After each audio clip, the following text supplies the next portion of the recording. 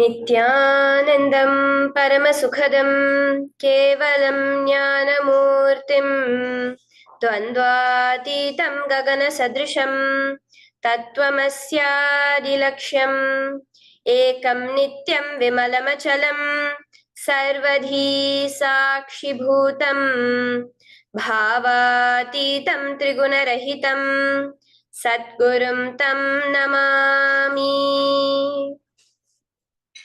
Welcome to Nityananda Yoga, where we transcend the limits of conventional practice and dive deep into the source of our being, drawing from the original source of yoga itself. Today, we're embarking on a journey of a simple 308 asanas, the Dvitiya Vinyasa Krama. But it's not just about contorting the body or mastering complex postures. It is about connecting in oneness with the cosmos. Your body will be like wax, moldable and pliable. Today, as we embark on this journey, shed the notion of limitations. Forget the boundaries imposed by your bone and flesh. Instead, recognize yourself as the very source material of the cosmos, the consciousness from where we all come from. With each movement, you will not just be stretching muscles, you will be reaching into the depths of your consciousness. Visualize yourself as a sculptor, crafting your form with intention and precision. Want to grow 4 inches taller by the end of this session? Believe it, for your body is a wax waiting to be molded as per your intention. There is only one enemy towards this that we have built within each one of us. That is the parasites of negativity. Every muscle you have built in the moment of anger, of anxiety, of pain, of incompletion becomes the boundary of your consciousness. Today, we embark on a journey to detoxify ourselves, make us experience our original nature as divine. So as we go through these 12 components, which is so unique to Nityananda Yoga, from the original source, the Vedas and Agamas, remember, you are not bound by limitations. You are the creator of your reality. Embrace your true nature. Let us sculpt our beings into an epitome of strength, flexibility, and bliss.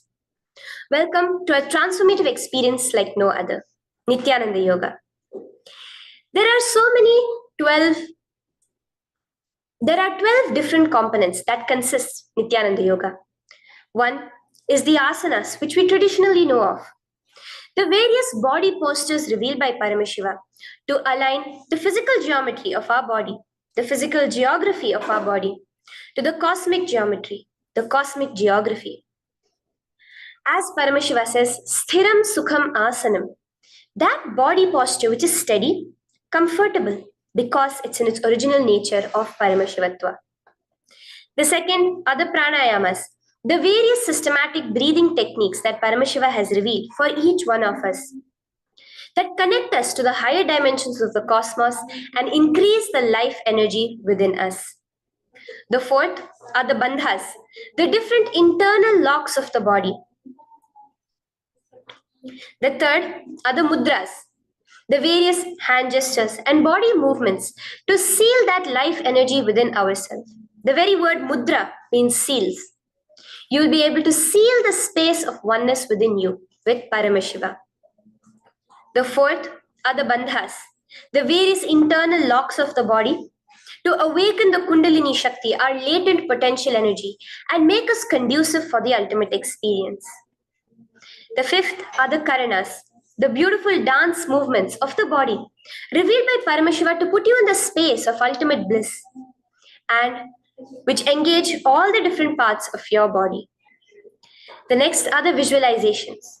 As Swamiji says, the intention with which you move your body manifests as your reality. As you hold the visualization within you of the various gods and goddesses of Kailasa, of the various beings of this universe, you manifest the powers of those beings within you. The next are the japas, the various powerful energy vibrations of the cosmos that you will be subtly repeating in your throat center that will cause your very DNA to be bound to the cosmos, to your consciousness with the highest frequency possible. The next are the pramanas, the chanting of the sacred mantras, the original source scripture of Hinduism that reveal the science of Nityananda Yoga, because as Swamiji says, yoga has a source and it is Hinduism. These original verses will manifest the vision Paramashiva had when he created yoga in each and every one of us. There are weights, which is an optional component, helps us to enhance our experience of Nityananda Yoga as revealed from the source scriptures of Hinduism. The next are the mandalas, the cosmic geometrical representation. The Shri Chakra, the Shri Yantra, which is the direct geometrical representation of the cosmos. When you keep that in front of you and gaze at it throughout your Nityananda Yoga, your body will fluidly just align itself to the cosmos. We have the Abharana, the Rudraksha, which we keep on our body, which acts as an energy battery, sucking in, storing the energy that we produce during this Nityananda Yoga and releasing it to us throughout the day to fuel our entire day with consciousness. The last but not the least are the Aushadas, the various sacred herbs that you can apply to, which can be infused with the thought current of Paramashvatva to manifest it within you. With this understanding, let us get right into the practice of Nityananda Yoga, which starts with invoking the presence of Paramashiva himself, the very being of Paramashiva, to witness our Nityananda Yoga today, with the chanting of the Shiva Mula Mantra.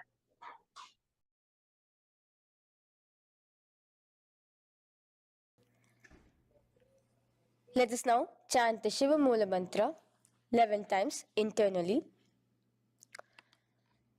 Om Ham Hom Shivaya Namaha. Om Ham Hom Shivaya Namaha. Om Ham Hom Shivaya Namaha. Om Ham Hom Shivaya Namaha. Om Ham Hom Shivaya Namaha. Om Ham Hom Shivaya Namaha. Om Ham Hom Shivaya Namaha. Om Ham Hom Shivaya Namaha. Om Ham Hom Shivaya Namaha. Om Ham Hom Shivaya Namaha. Om Ham Hom Shivaya Namaha. The next step of this ritual of yoga, as Swamiji reveals, yoga is a ritual, a methodology to connect yourself with the divine. As every ritual in Hinduism goes, we cleanse the three elements of our body, of the world, and of the ultimate with the Tattvachamanam.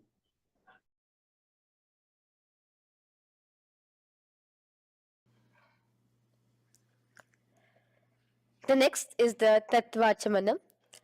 So now I request all the participants to have the Panchapatram and the Uddharani, the traditional cup and the spoon filled with some fresh water. Now,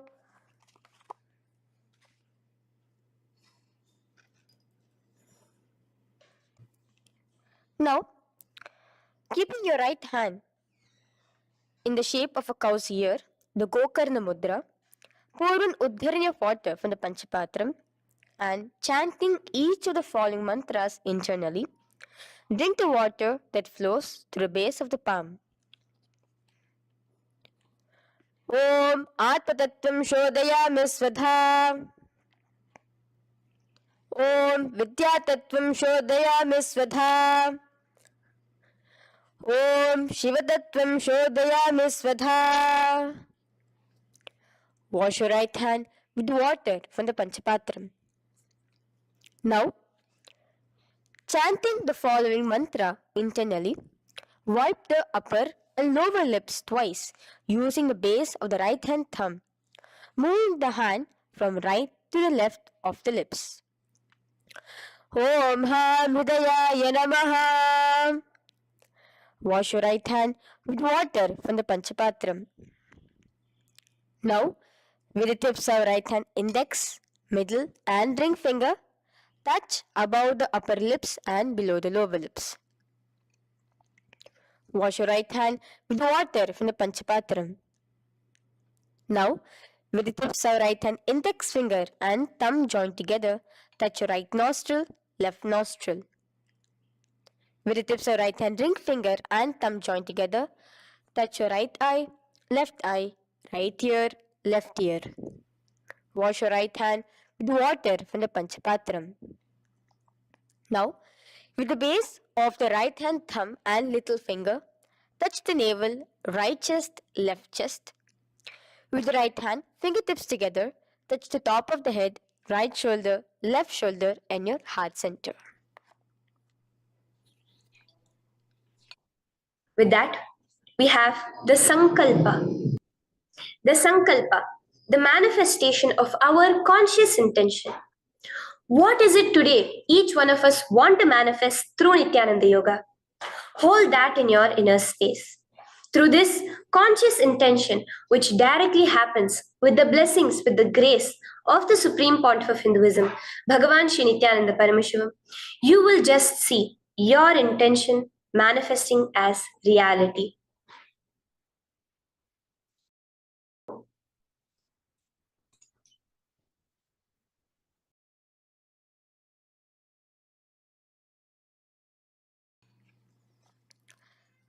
The next is the Sankalpa, the conscious resolution.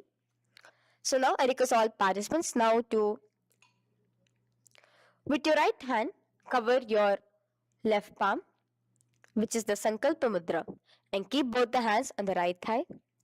Continue to keep this mudra till the end of the Sankalpa.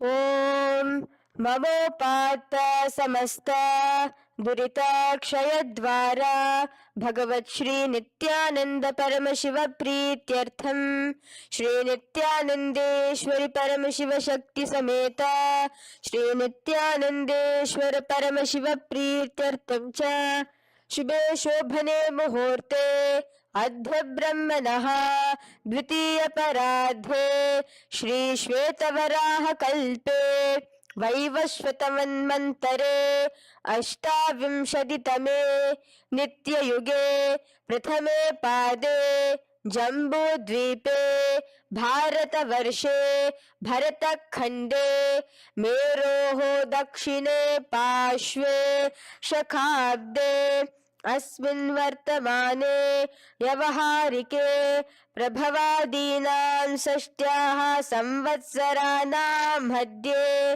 शुभनाम संवत्सरे शुभायने शुभऋतौ शुभमासे शुभपक्षे शुभतिथौ शुभवासरयुक्तायां शुभनक्षत्र शुभयोग शुभकरण एवं गुणविशेषण विशिष्टायाम् अस्यां शुभदितौ श्री कैलासोन्नत द्वादशांत श्यामला पीठारूढ़ श्री मीनाक्षी सुंदरेश्वरा भिन्न स्वरूप परशिव पुत्र रत्न कुमार गुरुमन्य तुल्यावतार श्री पार्वती स्तन्यपान लब्ध दिव्य ज्ञान विश्रुत सकल निगमागम सारभूत द्राविड वेद प्रवक्त्रे श्रीमत् परम शिव करुणा समधिगत मुक्तामय चतुरश्रयान गीयमान छत्र चामर श्री चिन्ह काहलादि समस्त बिरदावल्यलंकृत ज्ञान विज्ञान चक्रवर्ती सर्वजन संग सद्यो निर्वाण दीक्षा व्याप वर्ग वर्ष विश्रान जीमूत परमत कलभ केसरी शैव सिद्धांत स्थापनाचार्य श्री राजाधिराज पांड्य महाराज गुरु क्षपन शाक्यादि महांधकार निवारण ज्ञान भानो वीक्षणानर्हार ध्वजोच्छेदन पूर्वक श्रीमद वृषभध्वज स्थापक शैव समय कर्त्रे सर्वज्ञ पीठारूढ़ श्री जगद्गुरु श्री ज्ञान संबंध देशिक स्वामी वागीश सुंदर माणिक्य वाचक स्वामिनाम अवतार भूत श्री ज्ञान संबंध स्वामी पुनरुद्धृत श्यामला पीत सर्वज्ञ पीत त्रिनवद्युत्तर द्विशततम गुरु महासन्निधान अरुणगिरि योगीश्वर परंपरागत अरुणाचल सर्वज्ञ पीठ गुरु महासन्निधान कैलास परंपरागत कांची कैलास सर्वज्ञ पीठ त्रयस्त्रिंशदुत्तर द्विशततम गुरु महासन्निधान नित्योत्सव नित्य मंगल नित्य कल्याण नित्य रजित कैलास परंपरागत आदि कैलास नित्यानंद पीठ महासंस्थान महासिंहासन पीठ कर्त्रे साक्षात् श्री परम शिव समुद्भूत कैलास परंपरागत वैवस्वत मुनि इक्ष्वाकु हरिश्चंद्र भगीरथ श्रीरामचंद्र सूरसेन इत्यादि अनवच्छिन्न सार्वभौम चक्रवर्ती परंपरागत चतुष्षष्टि योगिनी मंडित चतुष्षष्टि संप्रदाय प्रवर्तक मनुधर्म शासन सूर्यवंश प्राप्त सर्वज्ञ पीठ सुरांगी साम्राज्य मूढ़ाभिषिक्त चूड़ामणे साक्षात् श्री परम शिव समुद्भूत कपिल महागुरु पुनरुद्धृत महानिर्वाणी पीठ अष्टोत्तर सहस्र श्री महामंडलेश्वर साक्षात् श्री परम शिव समुद्भूत श्री महागणपति समारंभ अनवच्छिन्न पीतादीश्वर गुरु परंपरा प्राप्त अतल पीता अष्टोत्तर सहस्रतम अष्टोत्तर सहस्र श्री अतल पीताधीश्वर धर्म मुक्ति स्वर्गपुर स्वर्ण पीता त्रयोविंश गुरु महासन्निधान कैलास परंपरागत आदिपीठ सर्वज्ञ पीठ जगद्गुरु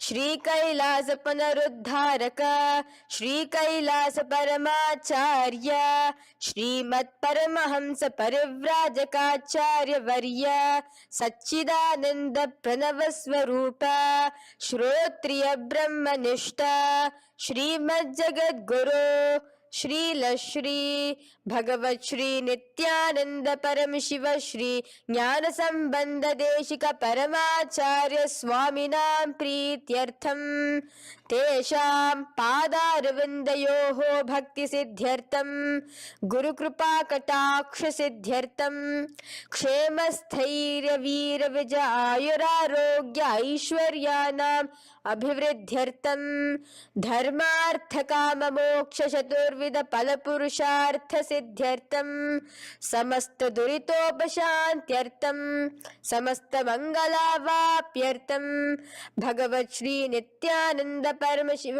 प्रसादेन सकुटुंबस्य ज्ञान वैराग्य जीवन मुक्ति प्राप्त्यर्थम भगवत श्री नित्यानंद परम शिव कृपा कटाक्षेण पूर्ण आरोग्य युक्त दृढ़गात्र यौगिक शरीर सिद्ध्यर्थम परम शिव शक्ति आविष्करणार्थम नित्यानंद योगाभ्यासं करिष्ये.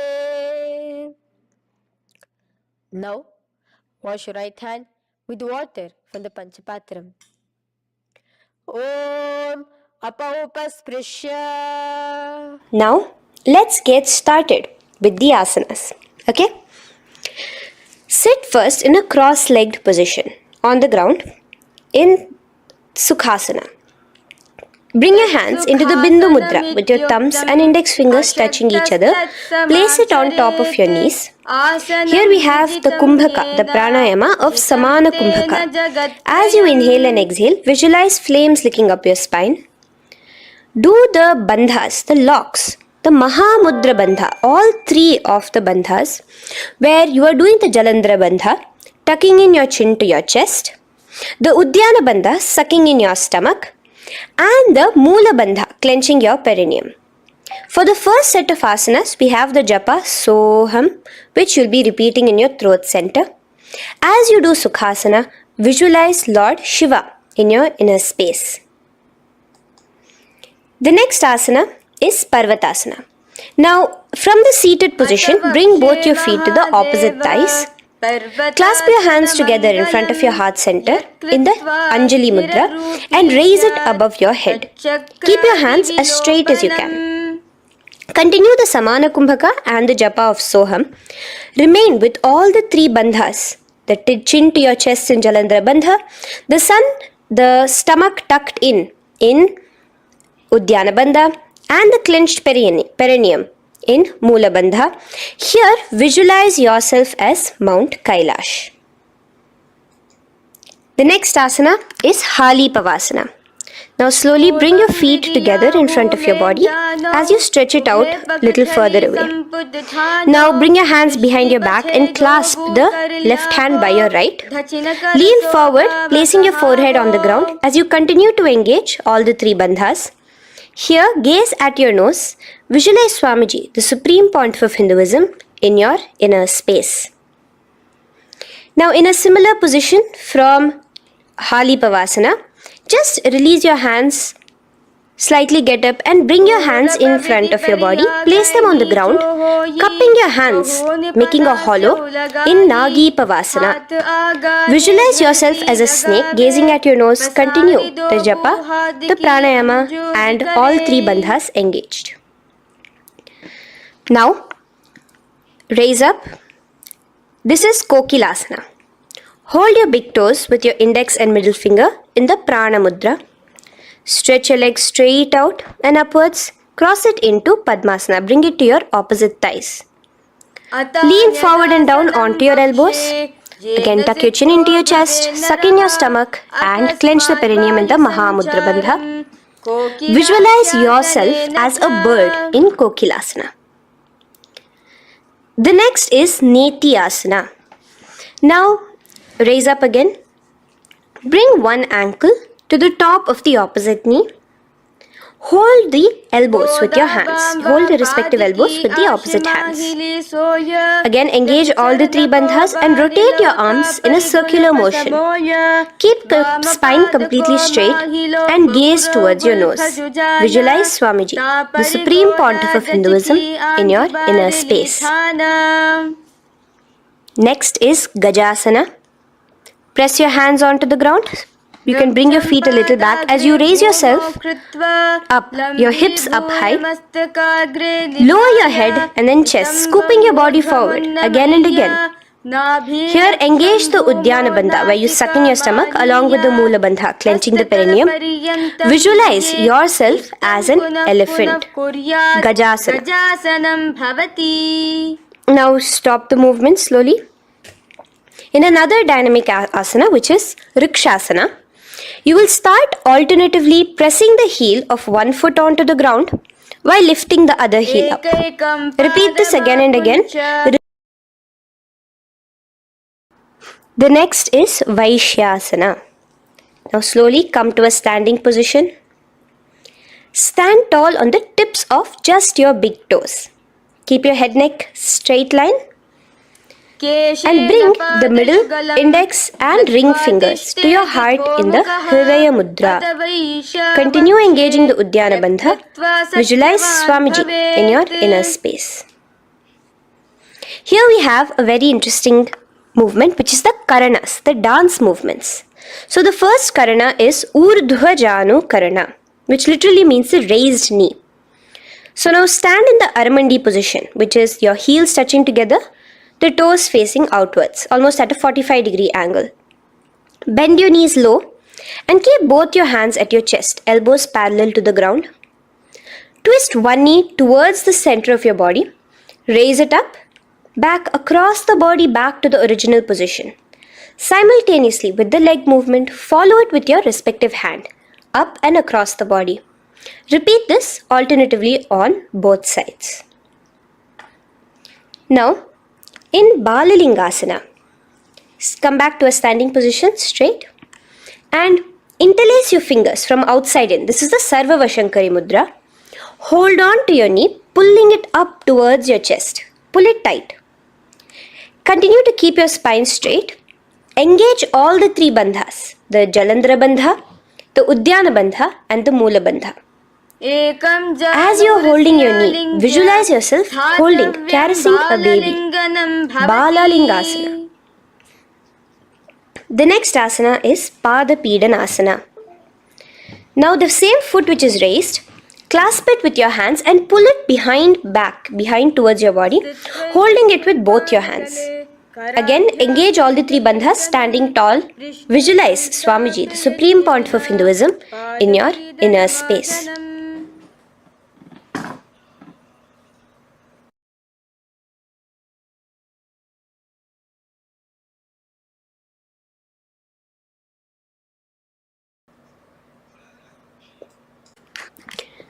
From here, let's enter into Natarajasana. Now, the same foot you're already holding behind your back, twist the same hand of that leg inwards and pull the leg back. Extend the opposite hand forward with the index and thumbs together, again in the Bindu Mudra. Now, pull the foot back and up while leaning forward in Natarajasana. Hold your balance here. Here you will be engaging only the Moola Bandha, visualizing yourself as Lord Nataraja, the Lord of Dance.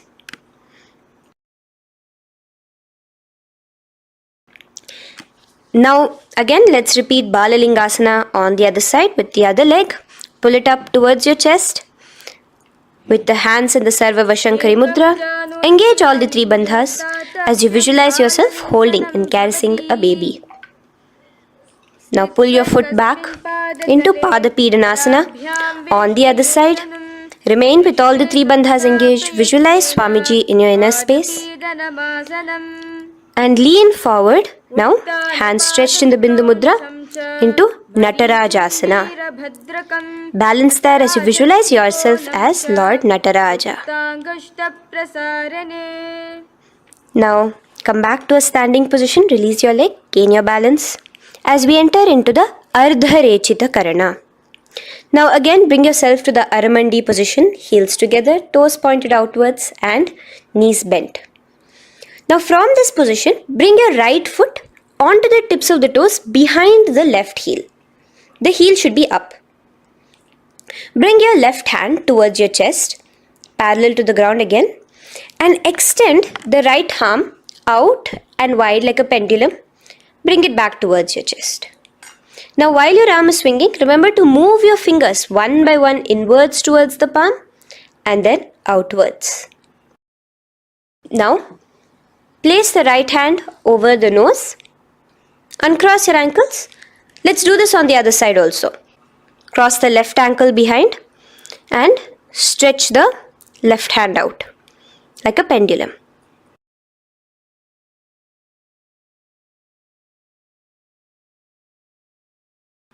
Bring it to your nose and cross the ankles. Now let us enter into the skeleton dance. It's a very powerful meditation. It cleanses the muscle memory. Any patterns which are there within your muscle memory can be completely wiped out through this skeleton dance. Just 2 simple steps. Now stand straight, visualize yourself as a skeleton. You can close your eyes. Just visualize yourself as pure bones. There are no muscles, no veins, no nerves, tissues, organs, nothing. Just bones, a skeleton form. And shake your body intensely. As a skeleton, you are moving yourself wildly, intensely. Just shake it all out. Move your hands, move your legs, your head. Let there be no bone in your body untouched. Just move it. Move wildly. Shake, shake. Literally feel yourself throwing all the patterns out of your system with the intensity of your shaking.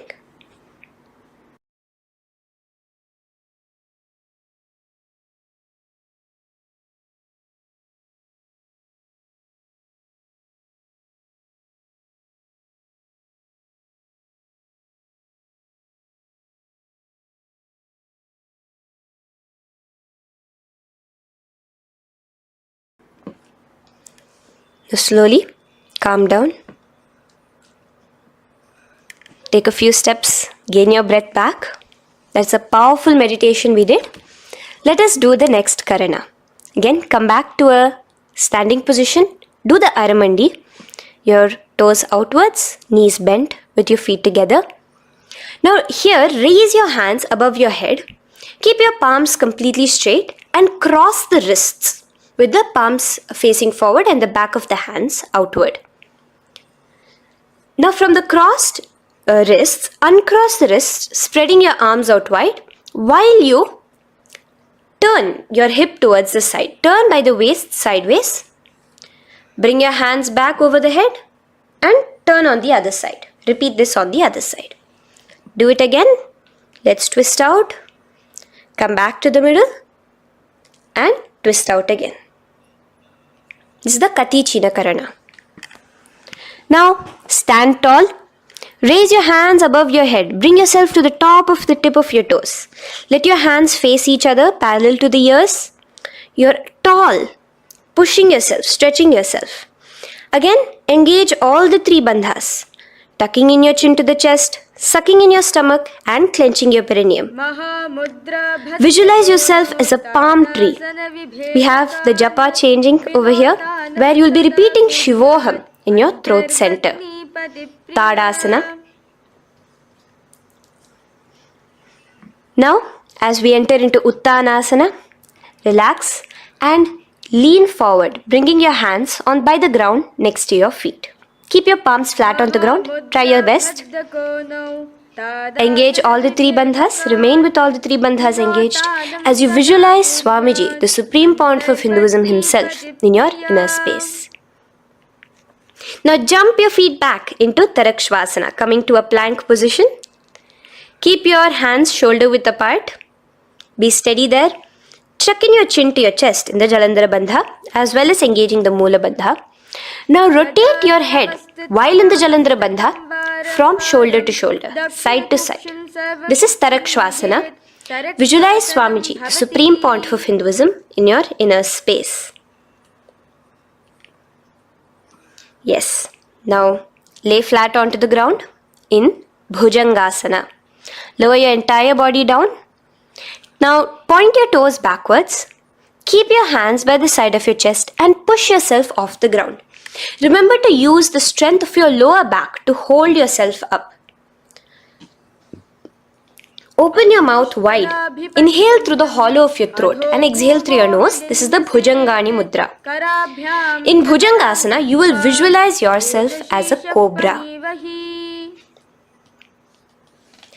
Now come back into a plank position. So you can tuck in your toes and come back into a plank position. In Shashasana, alternate bringing one knee towards your chest, back and forth. So you'll bring one knee front, push it back and bring the other knee. Repeat this again and again. Do the Sahaja Kumbhaka.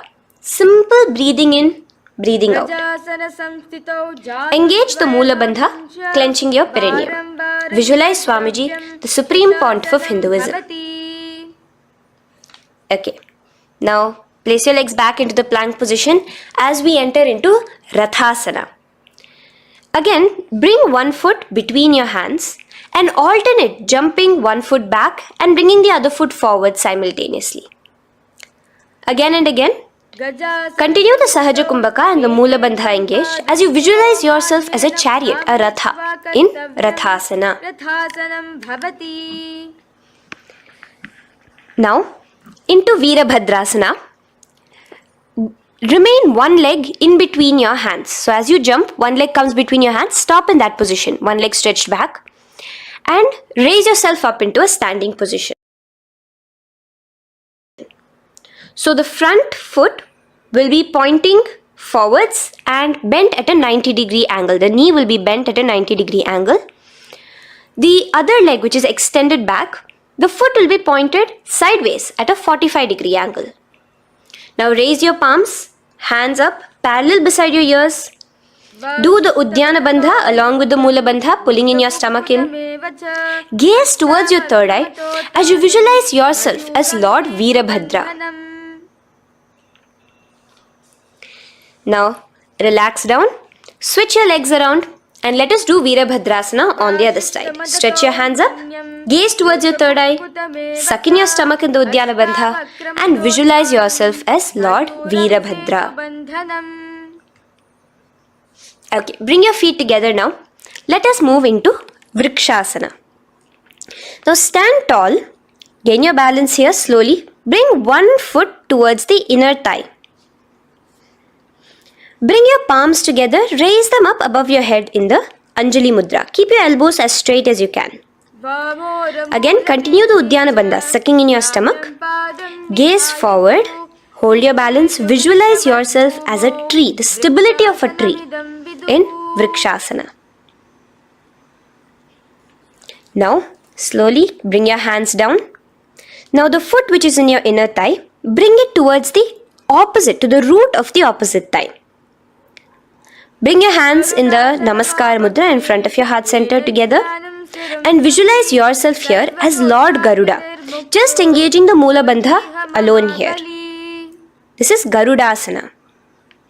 Now let us repeat Vrikshasana on the other side. Slowly put your foot down. Bring the other foot to the inner thigh. Raise your hands above your head. Suck in your stomach in the Uddiyana Bandha and visualize yourself as a tree. Let's repeat Garudasana on the other side. Slowly bring the foot to the opposite thigh and lower your hands to be in front of your heart center. Release the Uddiyana Bandha, just engaging the Mula Bandha, clenching your perineum.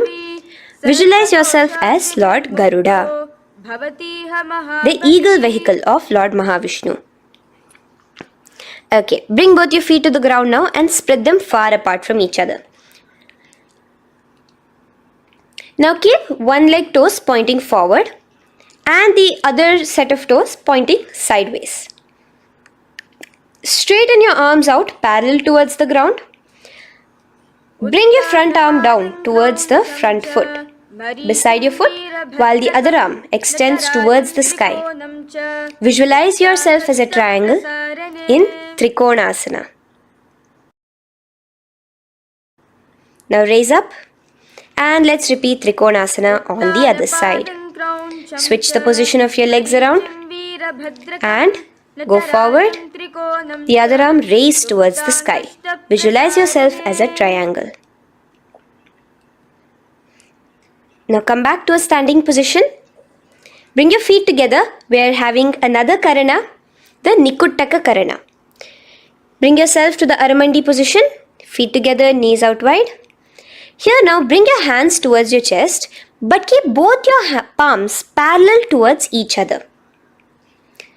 Bring your right foot onto the toes with the heels up.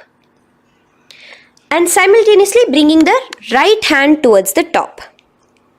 Now drop the right foot, simultaneously lifting the left foot onto the toes and switch the hands position. Now the left hand is on the top and the right hand is on the bottom.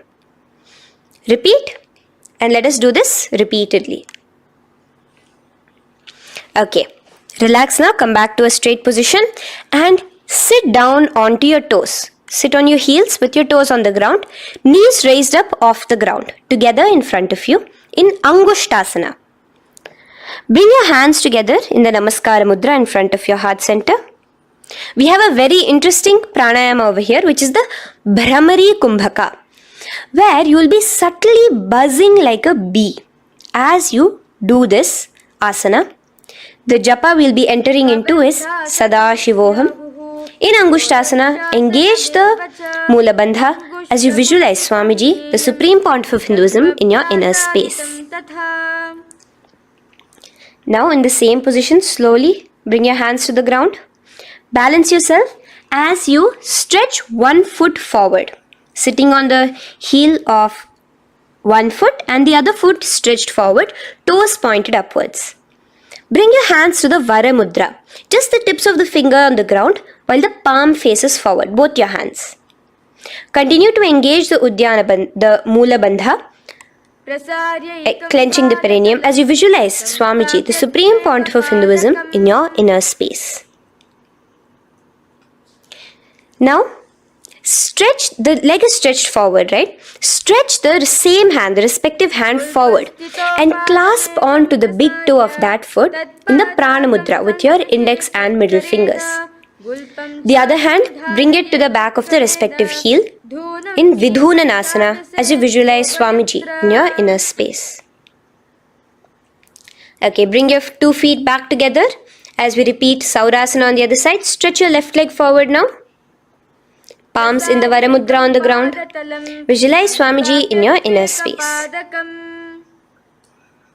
And lean forward into Vidhunanasana on the other leg. Clasp your toes. Bring the other hand to the back heel. Continue to visualize Swamiji.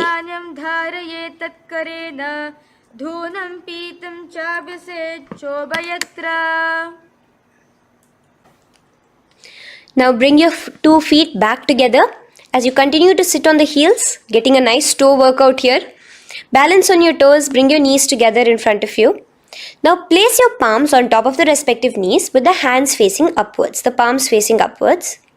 Leave a slight gap between your palms and knees. As you gaze forward, engage the Jalandhara Bandha, tucking in your chin to your chest, and look between the gap between your hands. Brahma Jurankushasana. The next is Kapilasana.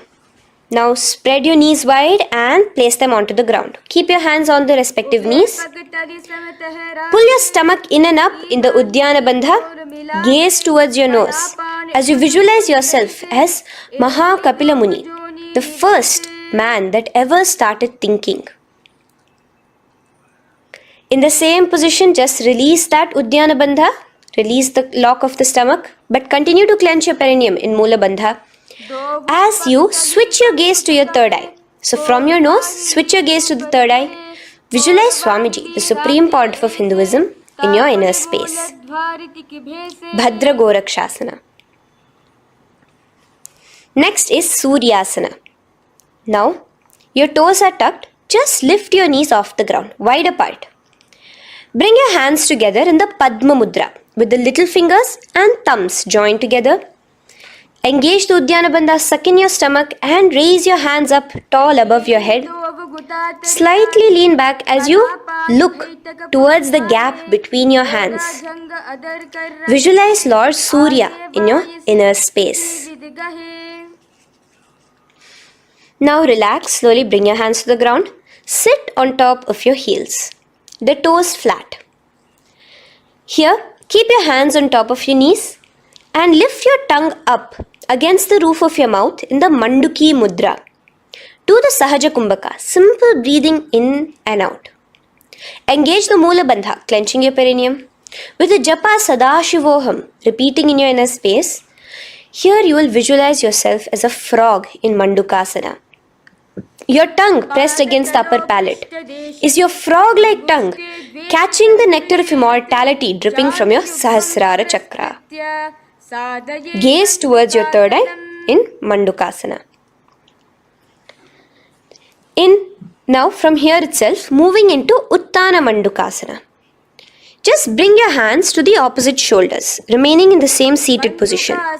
Continue with the Uddiyana Bandha engaged, gazing at your third eye. The Manduki Mudra, tongue pressed against the top of your palate, visualizing yourself as a frog in Uttana Mandukasana. Slowly bring your hands out from behind your back. Now slightly raise up and cross your ankles behind you. Sit on top of your crossed ankles. Keep your knees wide and your fingers spread on the top of your knees, both your hands. Open your mouth wide and stick out your tongue, exhaling forcefully. Gaze at the tip of your nose. Repeat this several times because you're visualizing yourself as a lion in Simhasana. The next asana is Bhadrasana. Now you can release yourself and uncross your ankles. Just keep your toes crossed behind you. Again, sit on top of your heels, keeping your knees wide apart. Cross your hands behind your back, hold on to the big toes in the Prana Mudra with your index and middle fingers. Apply the Jalandhara Bandha, tuck in your chin to your chest along with the Mula Bandha, sucking in your perineum. As you gaze towards your nose, here, resume the Brahmari Kumbhaka, buzzing like a bee subtly in your inner space as you visualize Swamiji, the Supreme Pontiff of Hinduism, in your inner space. Now, bring your hands out from behind you. As you bring yourself to a squatting position. Keep your feet flat onto the ground as close together as possible, but your knees opened wide.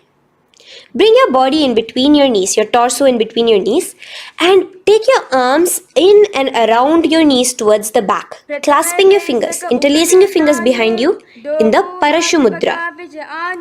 Gaze towards your nose. Visualize yourself as a crow in Kakabhusandhyasana. The next asana is Kani Pavasana. Unclasp your hands and place them flat onto the floor.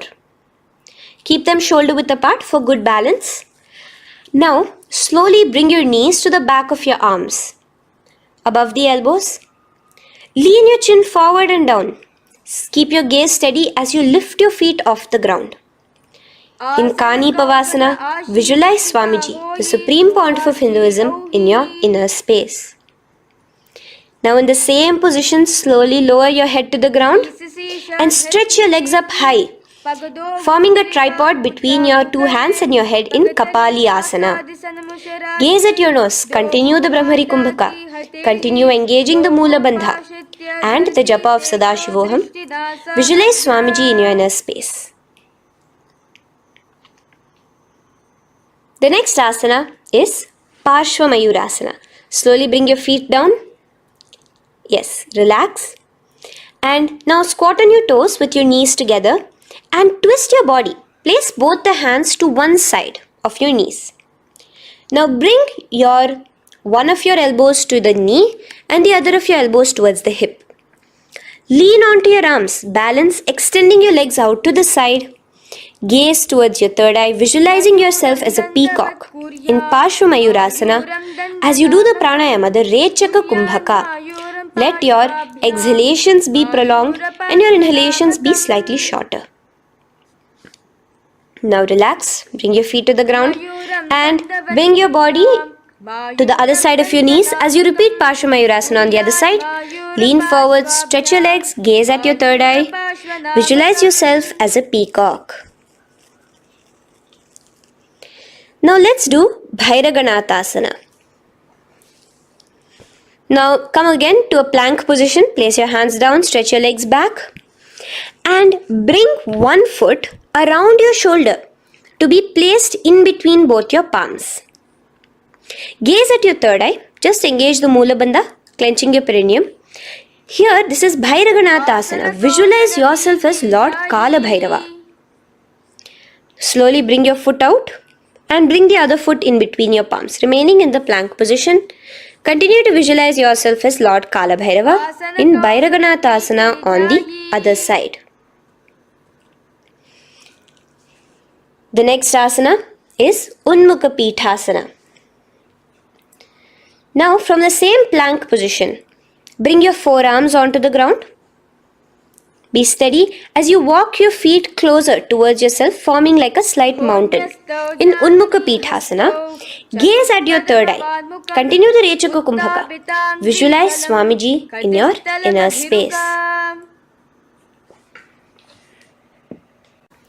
The next asana is Vashishthasana. Now, just raise yourself onto one of your hands. So release your forearms off the ground and raise yourself onto your right arm. And keep your body completely parallel to the ground as you raise your left arm straight above your head. Visualize yourself as Rishi Vashishta as you do the Vashishthasana. Gaze towards the hand on the top. Now slowly bring that hand down. As you switch the hands, bringing your right hand up towards the sky. Balance there, completely straight on your toes. As you visualize yourself as Rishi Vashishta, the Guru of Bhagavan Sri Rama. Now, bring your feet forward into Anjani Asana. So here you will be sitting on your hips with your legs pointed forward and sit on top of your hands. So keep your palms facing upwards and sit on both your palms as you tuck your elbows into your body. Do the Rechaka Kumbhaka, continue the Rechaka Kumbhaka. Engage the Jalandhara Bandha, tucking in your chin to your chest, gaze at your nose, visualize yourself as Lord Hanuman in Anjani Asana. Now, slowly release your hands from under your body as you lean forward into Paschimottanasana. Clasp your respective toes with your index and middle finger. Lean forward and down, bring your elbows to the ground, your forehead towards your knees. Engage all the three bandhas, the Mahamudra Bandha. As you visualize Swamiji, the Supreme Pontiff of Hinduism in your inner space, with a new japa, Mahasadashivoham, starting here.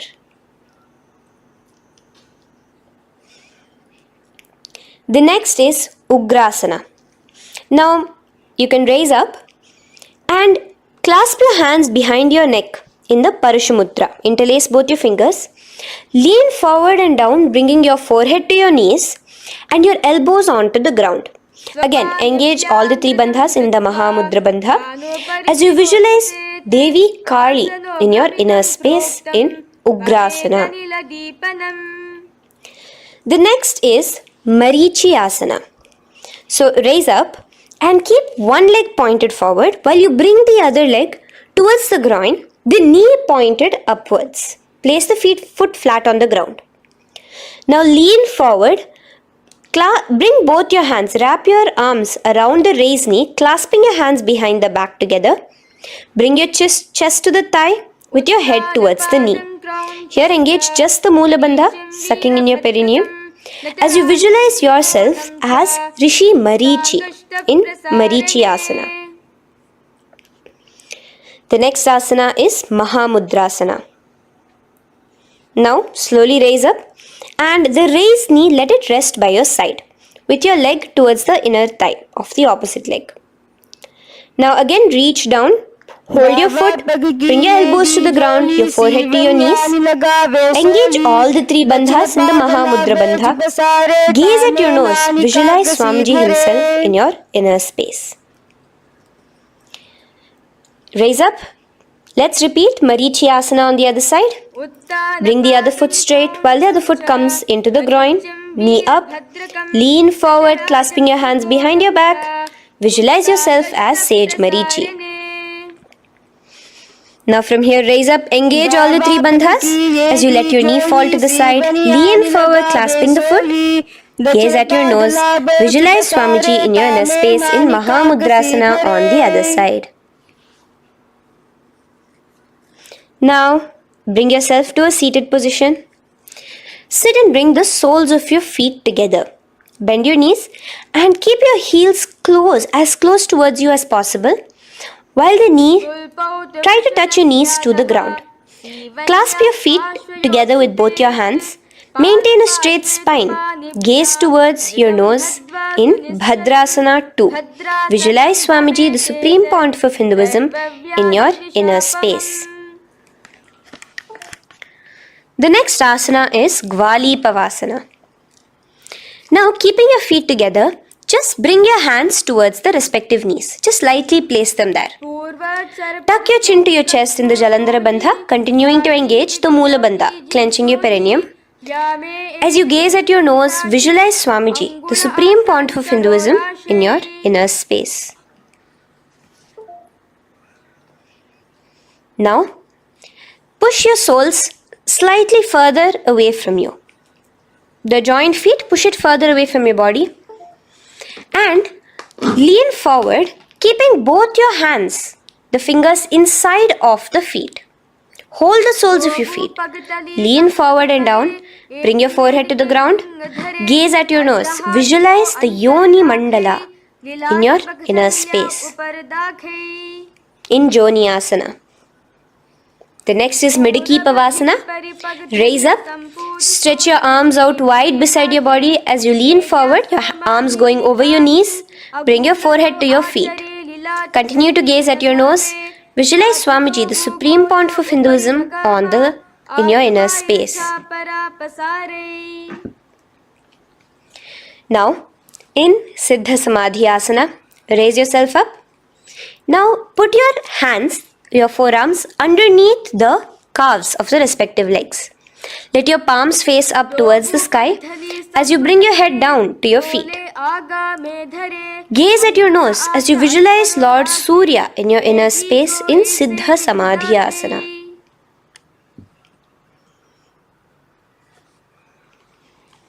The next asana is Chiniki Pavasana. Raise up now. Bring both your feet together in front of you. Bring your feet back close to your body. Now place your hands underneath both the feet and pull your feet open like a book facing towards the sky. Both your feet. Press your elbows onto your thighs near the knees and gaze towards your nose, visualizing Swamiji in your inner space in Chiniki Pavasana. Giving yourself a nice stretch. Now release your feet and bring your hands to the respective knees. Gently push down on your knees, pushing it towards the ground. Suck in your stomach in the Uddiyana Bandha. Gaze at your third eye, visualizing Swamiji in your inner space. This is Charapata Chokasana. The next asana is Bhairavasana. Now continuing to remain with your feet together, you can use the help of your hands to bring your toes onto the ground with your heels pointed upwards. Just push yourself and try to do it. Continue to remain with the Uddiyana Bandha engaged, your stomach sucked in. Bring your hands to the Bindu Mudra with the index and thumbs together on top of the knees. Gaze at your third eye. Visualize yourself as Lord Kala Bhairava in Bhairavasana. The next asana is Samanasana. So slowly you can bring your feet out from underneath. Take now one foot towards your chest, holding with both your hands as the other foot rests by the perineum. Pull the sole onto your chest. Gaze at your third eye. Visualize yourself holding the breath in the Mooladhara Chakra, the Chaturdala, the 4-petal lotus of your body. Gaze at your third eye. Visualize Swamiji, the Supreme Pontiff of Hinduism, in your inner space in Samanasana. From here, let's move into Apanasana. Now, the foot that you have towards your chest, just bring it over your shoulder and place both your palms onto the ground beside you. As you lift the leg by your perineum, stretch it out and lift it up high into the sky in Apanasana. Gaze at your third eye, visualizing Swamiji in your inner space. Let's repeat Samanasana on the other side. Bring your foot down. Clasp the other foot towards your chest. Gaze at your third eye, visualizing Swamiji in your inner space. And bring the foot onto your shoulder as we repeat Apanasana on the other side. Stretch your leg out straight in front of you, up high towards the sky, gazing at the third eye, visualizing Swamiji in your inner space. Okay, relax slowly. Let's move into Gomukhasana. Now, sitting in a seated position, cross one leg over the other, like over, and align the knees together at the center of your body and the feet by the opposite hips. Place both your hands on top of the stacked knees. Gaze at your nose.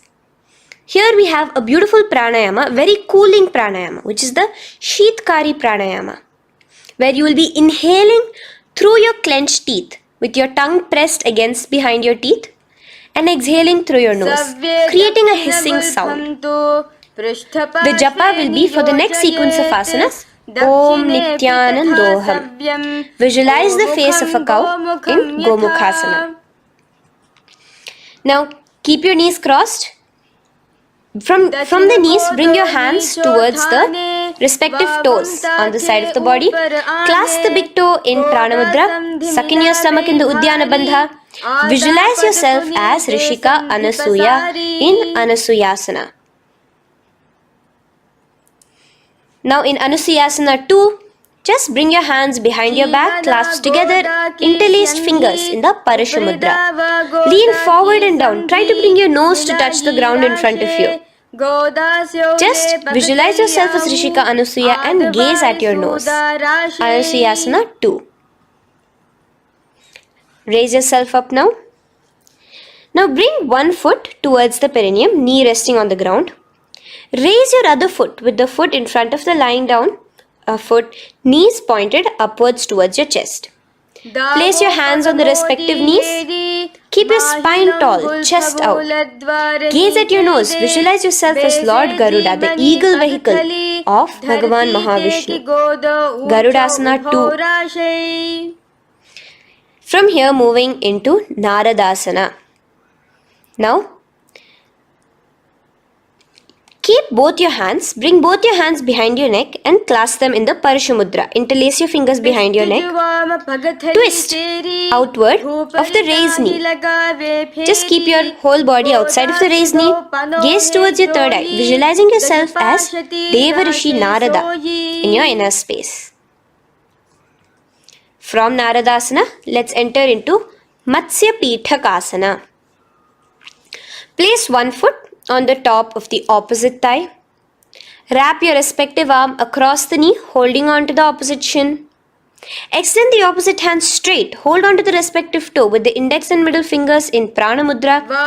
Gaze towards your nose. Visualize Matsyavatara, the fish form of Bhagavan Mahavishnu in your inner space in Matsya Pithakasana.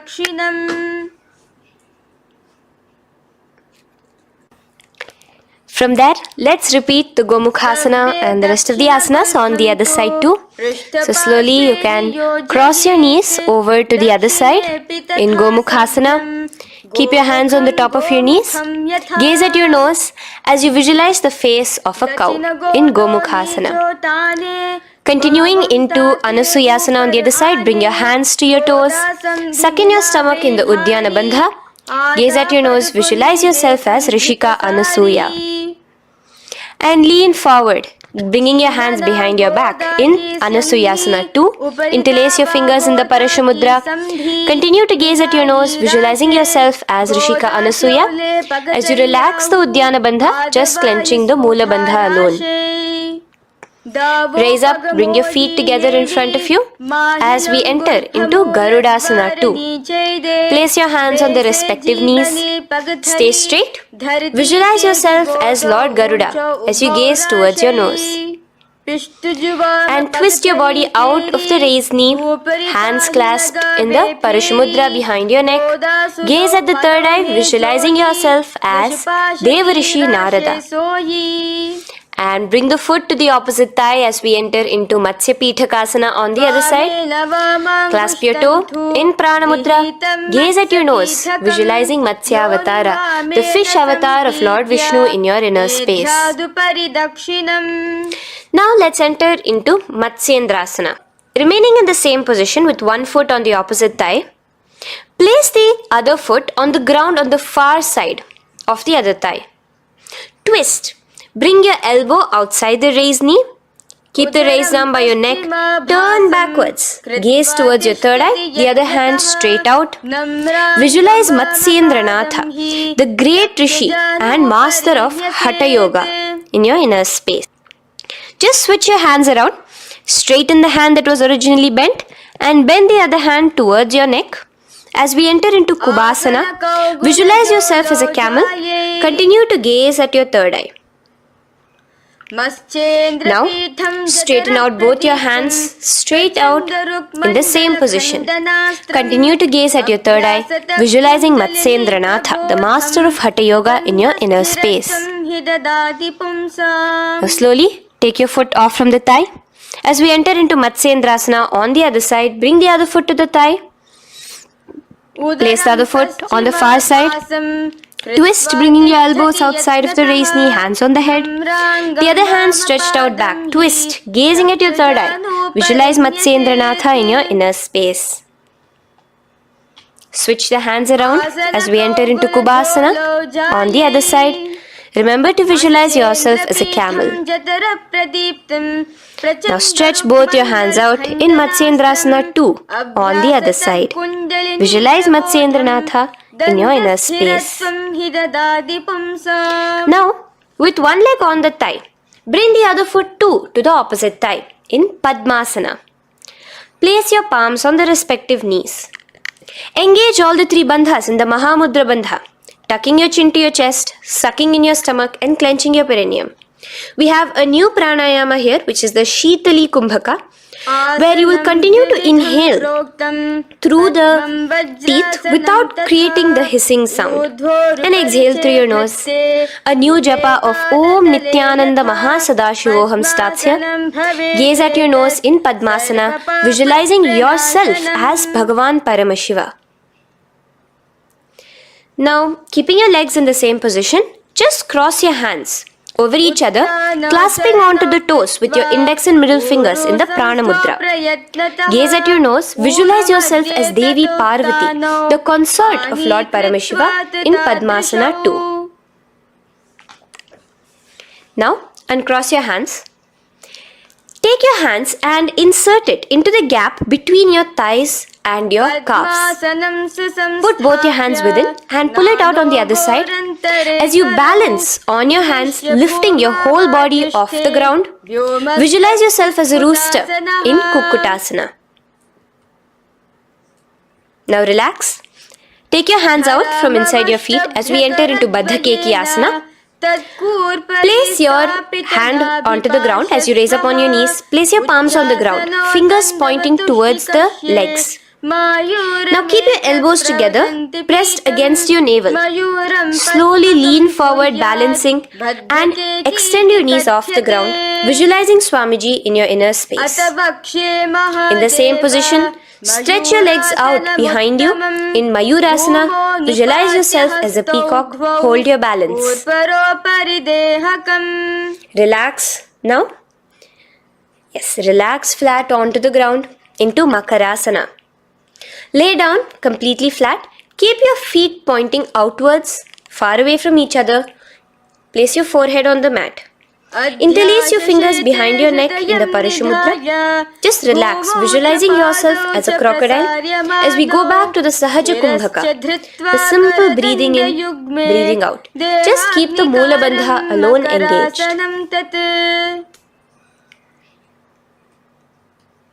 The next asana is Shalabhasana. Now lay on your stomach and place your hands on the ground beside the chest. From the laying position, raise your legs up. Use your core strength to bring your thighs off the ground. Visualizing yourself as a locust in Shalabhasana. Relax your feet down and bring your hands to your feet, pulling your feet down towards the ground beside your hip. Visualize yourself as a camel. Now slowly kick your legs back. Rise your hand is clasping your feet. Pull your feet towards the sky, lifting your chest and thighs off the ground. In Dhanurasana, gaze at your third eye. Visualize yourself as Paramashiva's bow. Relax slowly and come up to a sitting position. In Bhagasana, sit on both your knees with your head, neck and spine straight. Clench your perineum in the Moola Bandha. Place your hands on top of your knees. Gaze towards your third eye, visualizing Swamiji, the Supreme Pontiff of Hinduism, in your inner space. From here we enter into Gohyasana.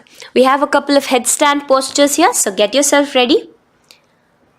Now place your forearms on the ground with your fingers interlocked. Ensure your elbows are at shoulder width for the best balance. Place the top of your head on the ground, holding your head with your hands. Slowly walk your toes forward until your hips are in a straight line with your shoulders, and just kick your feet up slightly. Make sure not to lose your balance. Keep your knees bent together at your chest, toes pointed upwards. Gaze to your nose, visualizing Swamiji in your inner space. From here, stretch your legs out into Shirasasana, continuing to hold the balance there as you continue to gaze at your nose, visualizing Swamiji in your inner space. Bring your feet to the ground, relax slowly. The next asana is Podhyasana. So come to a seated position. Bring your hands behind your calves, stretching your legs up and your forehead to your knees. Visualize Swamiji in your inner space. Here we have a new Kumbhaka, which is the Bhastrika Kumbhaka, where you will be exhaling forcefully, making the sound of a bellows. Podhyasana. The japa for this next series is Om Nityananda Paramashivoham, the Mahavakya. Relax yourself. Continuing to remain balanced with your legs up, just bring your hands to the opposite shoulders. In Parighasana, visualize yourself as a mace as you gaze towards your third eye. Now relax. Keep your elbows and palms onto the ground as your legs are raised. Visualize yourself as a boat in Naukasana. Continuing to gaze towards your third eye, remember to continue the Bhastrika Kumbhaka. Forceful exhalation. Now, continuing to keep your balance, just bring your hands to your feet and scoop your hands underneath the heels, pull it towards the chest. Keep your spine upright, gaze towards your nose. Visualize yourself as Lord Rudra in Rudrasana, the most ferocious form of Paramashiva. Now lay on your back, so you can remove your hands from underneath your feet and lay on your back. With your feet flat on the ground, knees pointed upwards. Now place your palms down. Just let your fingers touch the back of your heel. Do not clasp your feet. Lift your hips up high, pressing the feet onto the ground. Chin tucked to the chest in the Jalandhara Bandha automatically.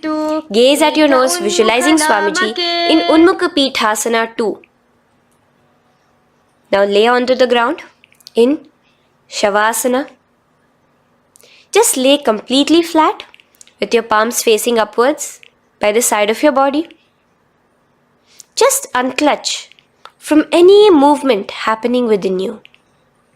Visualize your body is dead. The Supreme Pontiff of Hinduism, Swamiji, is just liberating you.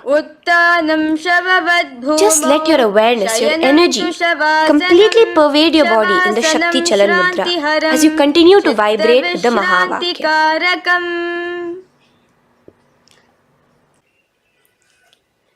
Roll over to one side and come to a seated position.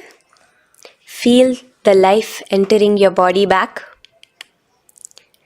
In a seated position, let us get continued with the sequence. We have 200 asanas more to go, starting with Yathasanishtasana. In Yathasanishtasana, sit in any posture you are completely comfortable in. Bringing your hands into the Bindu Mudra with the thumbs and index touching. Start off with the Samana Kumbhaka. As you're inhaling and exhaling, feel flames licking up your spine.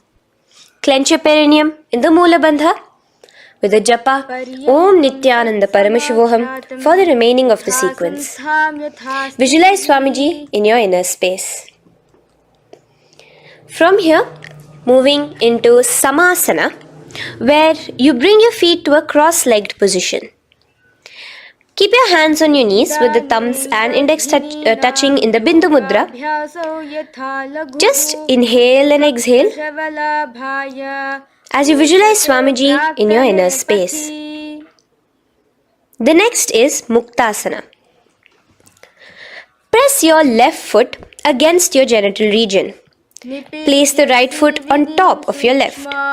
Keep your hands facing downwards on top of your knees. Sit straight, gazing towards your nose. Visualize yourself as a sage liberated by Swamiji himself. Now, continue to remain in the same position as we go into Siddhasana, where your gaze will be switching from the nose to your third eye.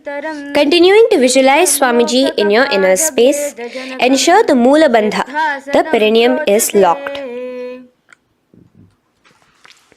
In Siddhyasana now, continuing the same position. Engage all the three bandhas. Sucking in your stomach, bringing your chin to your chest in the Mahamudra Bandha. Switch the gaze to the ground in front of you from your third eye. Visualize Swamiji in your inner space.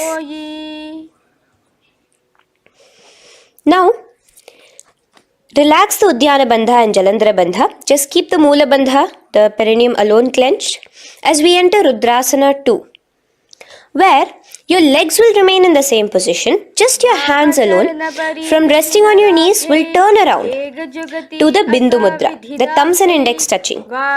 Gaze towards the third eye, visualize yourself as Lord Rudra, the fierce dimension of Paramashiva.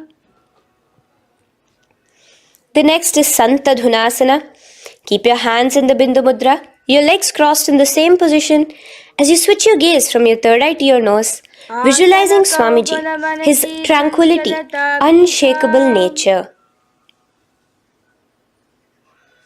Now, relax the Bindu Mudra, keep your legs in the same position, and bring your hands to your navel, cupping one palm over the other in the Samputa Mudra. It looks sort of like a lotus bud. Continue to visualize Swamiji in your inner space in Siddhasana 2. The next asana is Bandha Yoni Asana.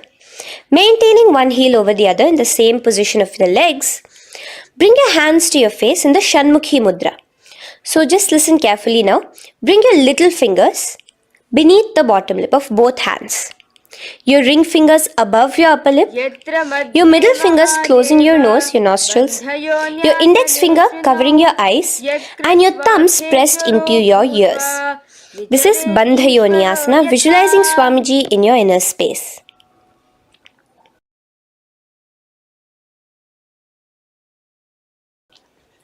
The next asana is Virasana. Now, you can remove your hands from your face and bring one foot onto the thigh, onto the opposite thigh, and the other foot underneath the thigh. Keep your hands in the Bindu Mudra, thumb and index fingers together on the top of your knees as you embody the space and state of bravery, Veera, in Virasana. Now, changing the leg position again as we enter into Valmikasana. Keep your left heel on the right side of the generative organ, toes under the thigh. Keep your right foot on top of the left leg, toes by the knee. Again, bring your hands into the Bindu Mudra on top of the knees. Gaze towards your third eye. Visualize Rishi Valmiki, the poet, the first poet and author of Ramayanam. The next asana is Joni Mudrasana. So you're going to remain here as you switch your gaze to your nose, visualizing the Yoni Mandala, a beautiful formation, divine cosmic geometry, representing Devi, Shakti, a symbol of the creative energy of the universe in Joni Mudrasana. In the same position, switch your gaze to your third eye, continuing to visualize the Yoni Mandala in your inner space. Now, let's move into Bhadrasana 3. So bring your feet, the soles of your feet together, uncross them and bring them together in front of your body. Hold it with both your hands, pulling it against you. Push your knees down towards the ground. As you gaze at your nose, suck your stomach in the Udyana Bandha. Visualize Lord Veerabhadra in your inner space. Bhadrasana 3. In the same position, we are entering into Aghorasana, where your left hand will rest on top of the left knee, while your right hand comes towards your face. Now, do the Khechari Mudra, where you are bringing your tongue towards the upper palate, gazing towards your third eye. Now, with your right hand, cover your mouth, close the left nostril with your index finger, inhale through the right nostril. Close both the nostrils, hold your breath and exhale through the left nostril in the Abhyantara Kumbhaka. Repeat this on the other side. Visualize yourself as an Aghori, completely dedicated to Paramashiva in Aghorasana. The next asana is Kaneri Pavasana. So you can distance your feet a little away from your body. As you lean forward, place your elbows onto the soles of your feet and rest your chin on your palms. Gaze at your nose, suck your stomach in Uddiyana Bandha. Here, continuing with the Rechaka Kumbhaka, where your exhalations are prolonged than your inhalations, visualizing yourself as a female elephant drinking water in Kaneri Pavasana. The next asana is Parasana. So now, come to a seated position, raise yourself up and keep your knees raised. Bring your hands underneath your knees, between your calves and thighs, and clasp them together. Interlace your fingers in the Parashamudra in front of your navel. Lift your feet off the mat. Visualize Swamiji, the Supreme Pontiff of Hinduism, in your inner space as you gaze at your nose in Parasana. The next asana we'll be moving into is Gopi Chandasana. Now take your hands out from in between the feet as you let your feet rest on the ground. Take your hands out from underneath your calves. Interlace your fingers around the feet with the soles of the feet together and raise it up towards your chest. Rest your knee on top of your feet. Gaze at your nose. Embody the state and space of a king in Gopi Chandasana. The next asana is Udarasana. So now just quickly release your legs, bring your hands underneath your calves and hold on to your feet again from inside out. Both your feet together. Bring your feet up to your chin, resting your chin on top of the interlaced fingers. Bring your feet to your chest, gaze at your nose, visualizing your body, the Supreme Pontiff of Hinduism, free from any defects in Udarasana. Now, in the same position, just lift your legs up towards your head. Let the top of your hands come towards the top of your head, your forehead. And this is Vishishtasana. Visualize yourself excelling in everything in this posture. Now, slowly relax. Keep your hands underneath your shins as you take your hands up to the shoulder, pulling your hand and interlacing your fingers behind your neck. In Bhujasana, visualize yourself as a cobra. The next asana is Kalyanasana. So in the same seated posture, bring your hands around from behind your neck, remove them and put them around your back, interlacing the fingers behind you. Gaze at your nose. Visualize yourself as a beautiful, auspicious goddess in Kalyanasana.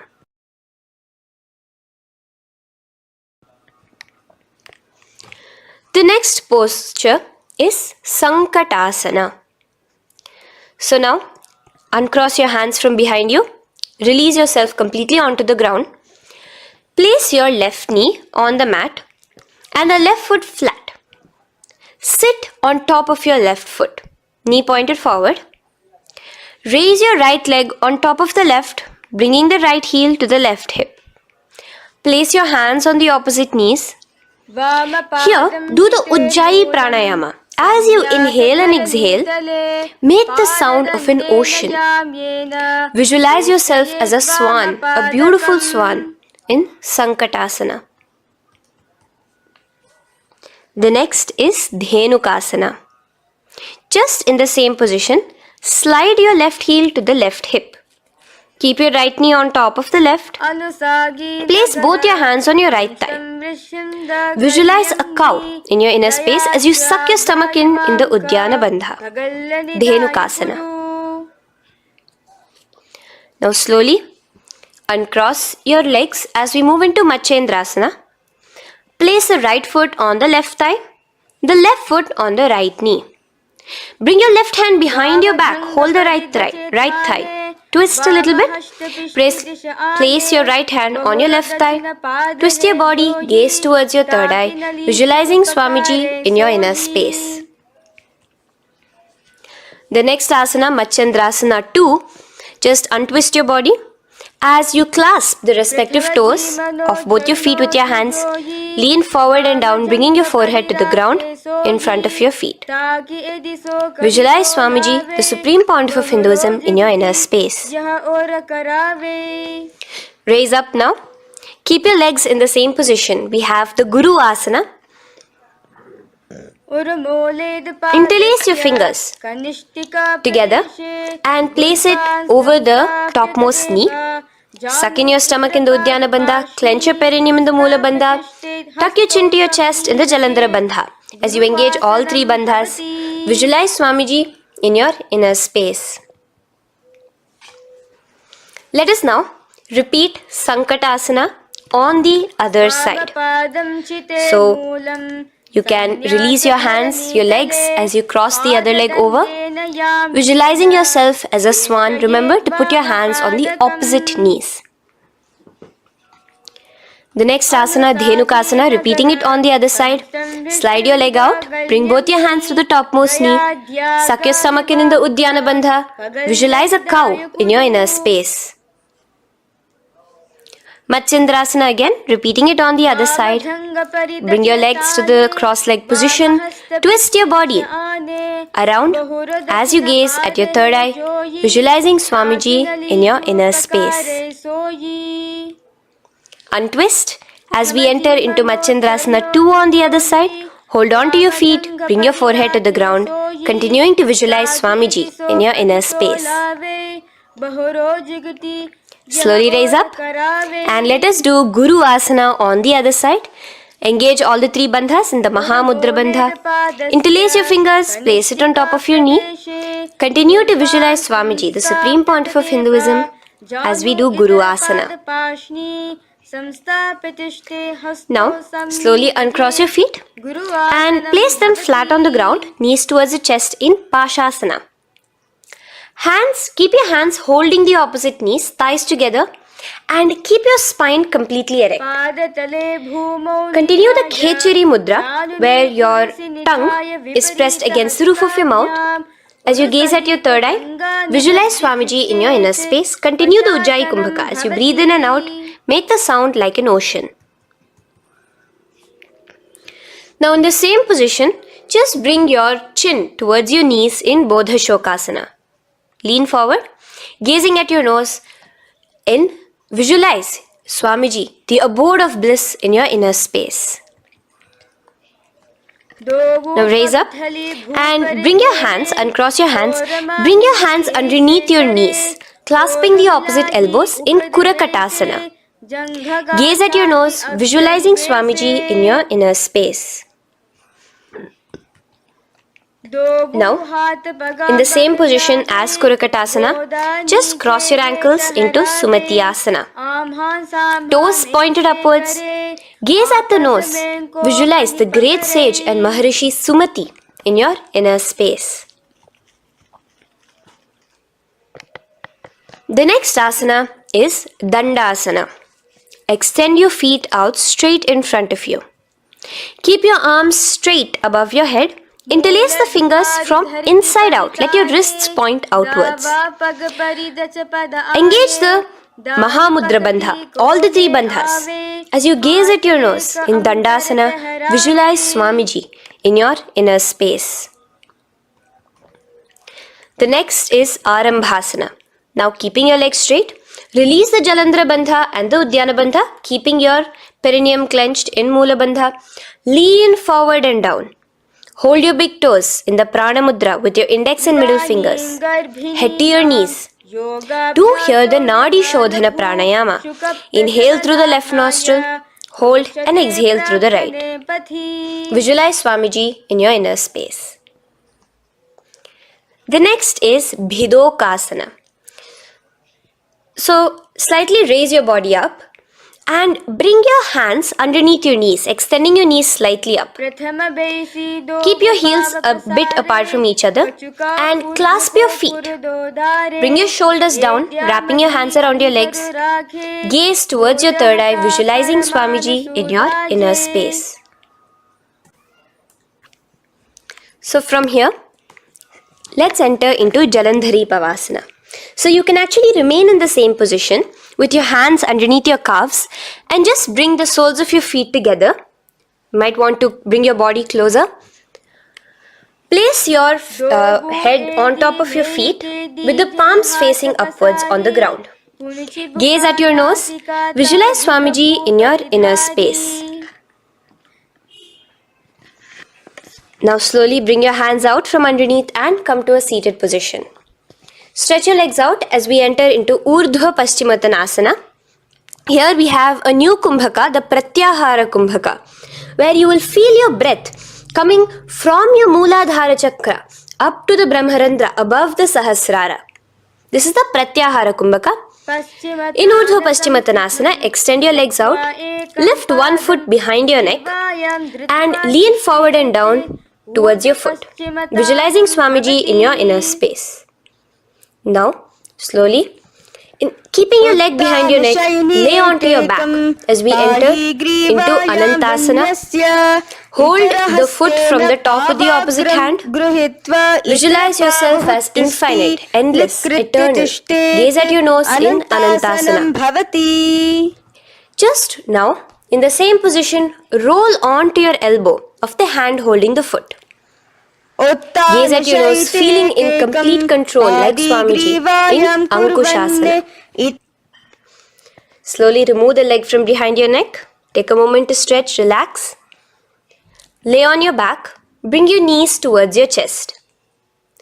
Bring your hands around, encircling the thighs and the calves with your arms.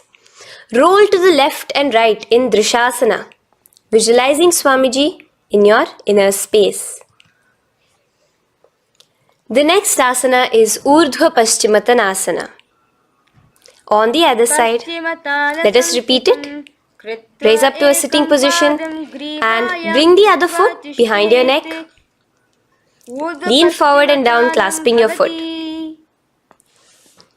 Repeating Anantasana on the other side, lay on your back, bring the opposite hand to the foot, gaze at your nose, and continuing to gaze at your nose, roll onto the elbow as we repeat Ankushasana on the other side. Now, you can release your foot and try to remain in the same position without removing the leg from behind your neck as you bring the other leg too to cross behind your neck with both your legs behind your head.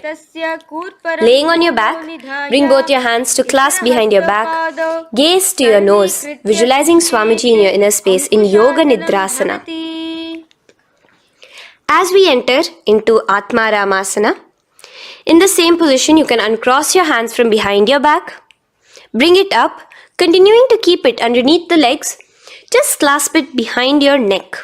So you can bring your legs out from behind your neck.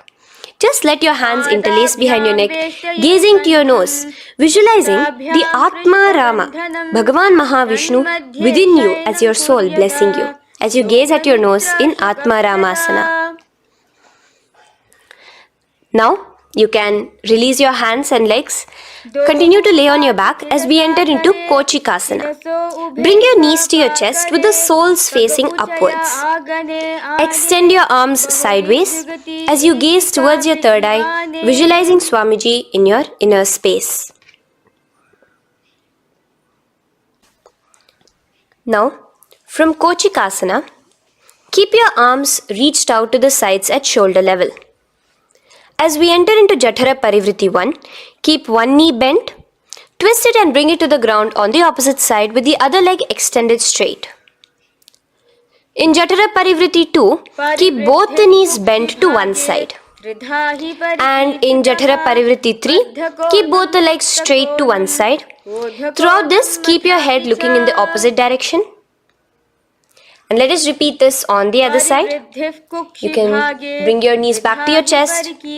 Let your legs out, go to the other side and do Jatara Parivriti 1, 2 and 3. The next asana is Dvipada Pitham. So now, from Jatara Parivriti, you can bring your feet down, lay on your back with your knees pointed upwards, feet flat on the ground. Extend your hands, holding your ankles. And lift your hips up. Engage the Jalandhara Bandha automatically as you raise your hips up, gaze at your nose, visualizing yourself as a bridge in Dvipadapitham. Now in Paryankasana, so you can lay back onto the ground and place your feet flat. Bring your arms over your head, placing the hands flat near your shoulders with the fingers pointing towards the feet. Lift your entire body up and off the ground in Paryankasana as you visualize yourself as sturdy as stone furniture. Lay back down slowly as you bring your hands out. Keep your knees to your chest here and your hands on the shoulders as we enter into Svottanasana. Visualize you're laying on your back as a playful dog. Move your hips in the circular motion. Do the Sahaja Kumbhaka. Now let us enter into Viparita Karani. First, bringing your arms out from behind your shoulders. Let your arms be extended by the side of your body. Use the strength of your arms, palms flat on the ground, to push your body, your upper body, your lower body off the mat. And keep your legs straight above you, extended. Move your legs around and around in Viparita Karani. Automatically the Jalandhara Bandha is engaged. Breathing during the Jalandhara Bandha is the Murcha Kumbhaka. Visualize Swamiji in your inner space. The next is Viparita Karani 2. In the same position, just stop the rotational movement of your legs. Visualize Swamiji in your inner space. Now, as we enter into Langalasana, just let your feet from the top rest onto the ground above your head. Interlace your fingers in the Parashu Mudra behind your body. Visualize yourself as a plow in Langalasana, continuing to engage the Jalandhara Bandha. भूमिं कर्षयेत् लङ्घलासनं भवति. Now, in Shaita Paschimottanasana, bring your hands out from behind your body and hold on to the toes above your head. Keep your legs and hands completely straight. Visualize Paramashiva as Shaita Paschimottanasana is one of the 84 different asanas directly revealed by Paramashiva himself. Continue to do the Murcha Kumbhaka, inhaling and exhaling with the Jalandhara Bandha. Clasping your toes now, spread your feet wide apart from each other in Supta Konasana. Visualize Swamiji in your inner space. Bring your feet back together as we enter into Chakrasana. Clasp your ankles, keeping your legs and hands completely straight above your head. Visualize yourself as a chakra, a wheel in Chakorasana. Now slowly rest your back onto the ground. Keep your legs raised up in Supta Prasarita Padangushtasana. Clasp the respective toes in the Prana Mudra with your index and middle fingers and spread your legs out wide apart from each other. Visualizing Swamiji in your inner space, restart the Ujjayi Kumbhaka where you're inhaling and exhaling, making the sound of an ocean. Bring your feet together in Supta Padangushtasana in the same position, continuing to visualize Swamiji in your inner space.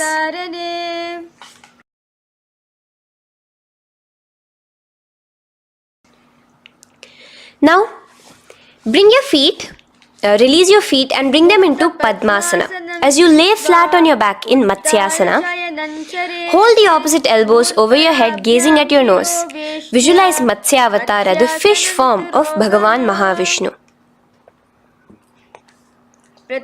Now in the same position, put one hand over the other, extended straight above your head. As you visualize Lord Rama in your inner space, continue to gaze at your nose. Now, slowly bring your hands to your hips as we enter into Sarvangasana. Lift your hips and legs up into the sky, crossing your legs in Padmasana. Let your hands support you, your elbows on the floor. Do the Jalandhara Bandha as you gaze at your nose in Sarvangasana. Now, bring your hips back onto the ground in Vrishchikasana. So in the Padmasana, just remove one foot alone. Keep one foot on the opposite knee as you pull the knee towards your face. Let your hands stretch out above your head, hooking forward as you raise your upper back off the ground, visualizing yourself as a scorpion in Vrishchikasana, gazing at your third eye. Do the Jalandhara Bandha, tucking in your chin to the chest. Now just switch your legs around as we repeat Vrishchikasana on the other side. Continuing to visualize yourself as a scorpion, gaze at your third eye. The next asana is Vrishapada Kshepasana. So come now to a complete flat position on your mat. Come down to a complete lying down position and interlace your fingers around your neck. Now raise both your feet off the ground. Extend one leg straight and the other knee to the chest in a bicycle motion. Alternate between extending and raising the knee again and again, bringing your opposite elbows to the respective knees. Visualize Swamiji in your inner space. Breathe in and out in the Sahaja. From Vrishapada Kshepasana, now lay flat onto the ground with your hands by your side as we enter into Marottanasana, where you will be lifting your legs one by one, touching the ears with your knees. Visualize Swamiji in your inner space. The next asana is Vrikasana. Now what you'll be doing is laying on your back. Bring the soles of your feet flat onto the ground. Stand up completely and lay back down. Visualize yourself as a wolf in Vrikasana.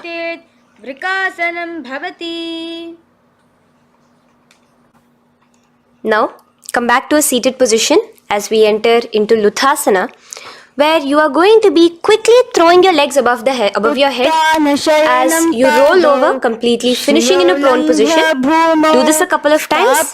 Come forward, roll over. Come forward and roll over again. Visualize Swamiji, the Supreme Pontiff of Hinduism, in your inner space. Now, take a moment to relax. Lay on your belly with your toes extended in Sarathasana. Keep your hands onto the ground by your shoulders. Now here, contract your lips and make a sound like a flute, whistling while inhaling. Visualize yourself as a ratha, as a chariot carrying warriors into battle for dharma on your back.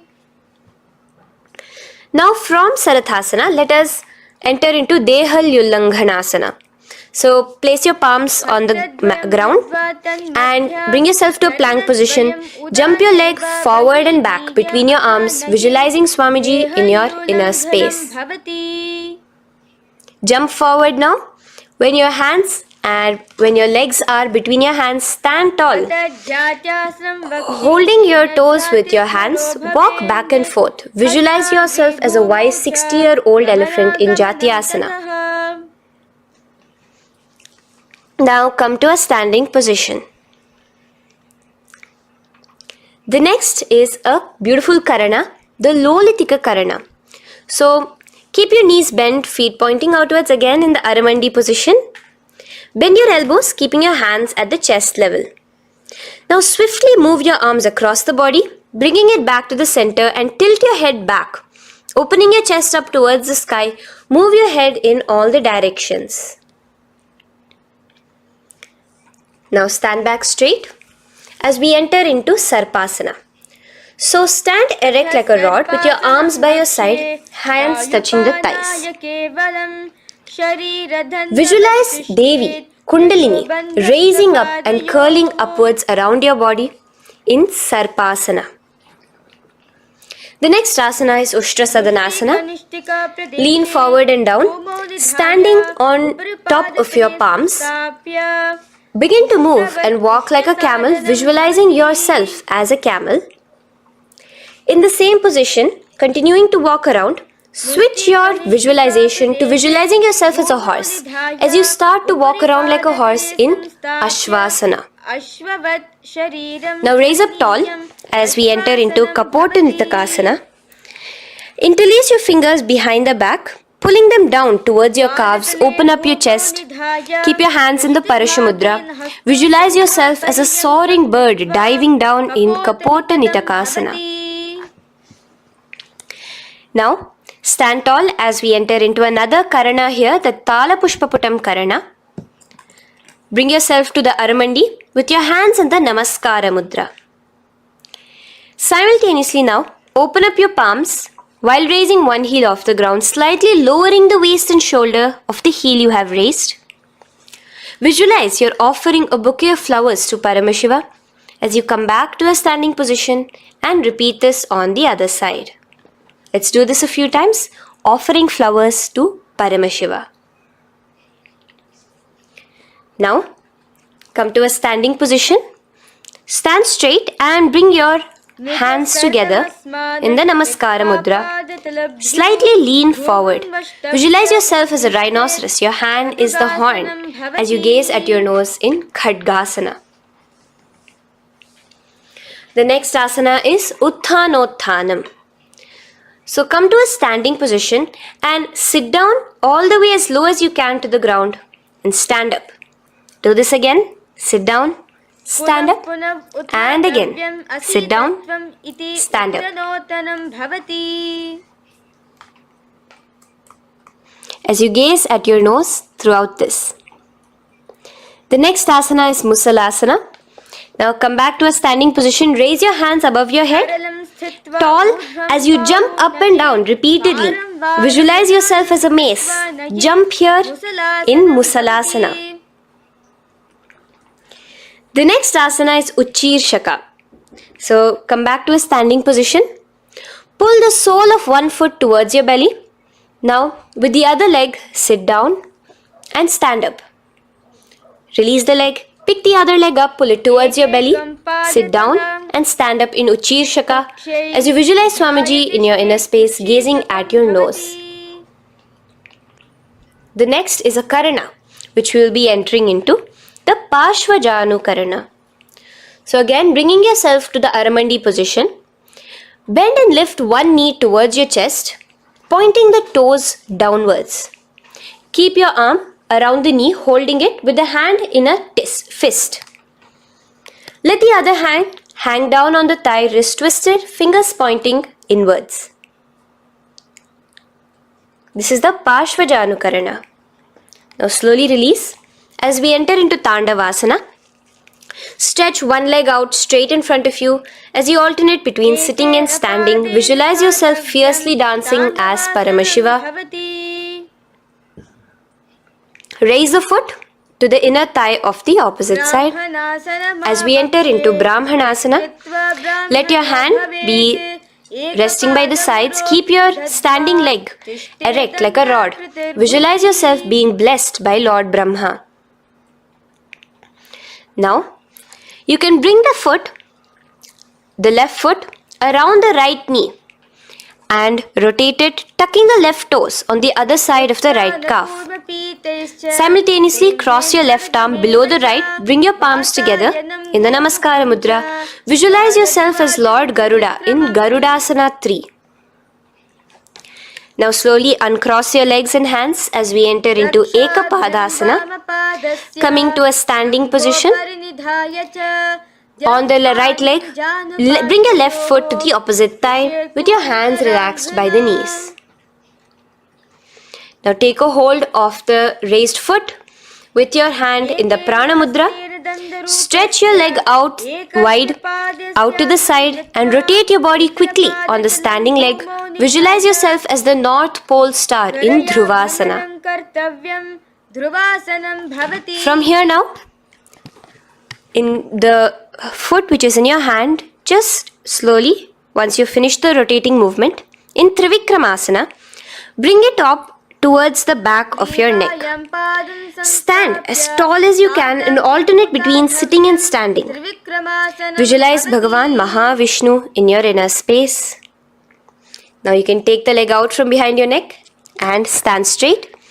As we repeat the Parshvajanu Karana on the other side, bring your knee up to your chest, clasp your knee in a fist while the other hand comes to the opposite thigh. Hold there for a second and stretch your leg out.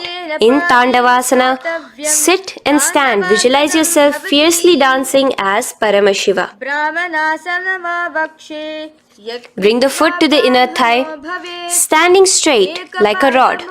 Get your hands by your sides. Visualize yourself being blessed by Lord Brahma. In Brahmanasana on the other side. Move into Garudasana 3 on the other side as you rotate your leg over, your hand under. Visualize yourself as Lord Garuda. And uncross yourself as we move into Ekapadasana on the other side. Bring your foot to the inner thigh, to the root of the thigh, and stand straight. Clasp your toes, stretch it out as we go into Dhruvasana on the other side. Visualize yourself as a pole star rotating quickly. Come back to a standing position and bring your foot behind your neck. In Trivikramasana, sit and stand. Visualize Vishnu, Bhagavan Mahavishnu in your inner space. Now, stand tall as we do the Samanakha Karana. Stand with your feet close together, toes slightly pointed outwards. Keep both the hands to the side of the body. Take a moment to breathe in and breathe out and relax. Now, slowly relax and from the standing position, slowly bend forward, bringing both your hands underneath your knees. Now once you have squatted down fully, interlace the fingers together in the Parashamudra. Bring that interlaced fingers in front of your navel.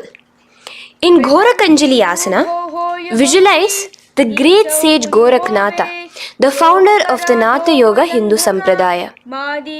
As you do the Jiva Chala Kumbhaka, engage the Moola Bandha. The next asana is Kanchyasana. So now just slowly unwind your hands from each other, from your navel, and now bring your hands from the opposite side inwards underneath your calves and wrap your hands around your back.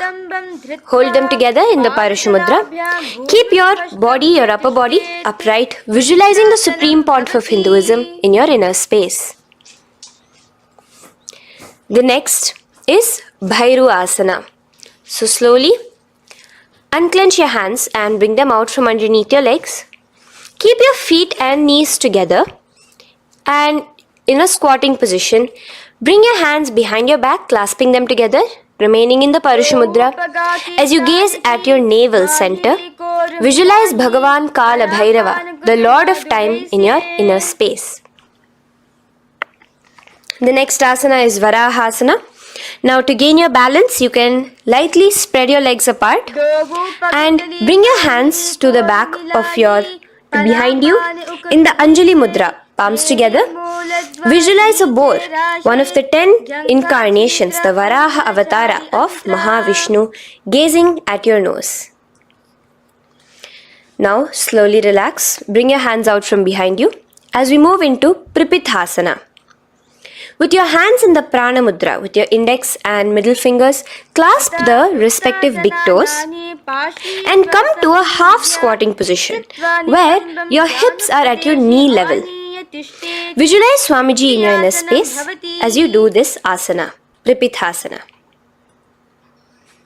Slowly let go of your feet and place your palms flat on the ground in front of you with the fingers wide for balance. We're going to be balancing here in Bakasana. Place your knees on the back of your arms.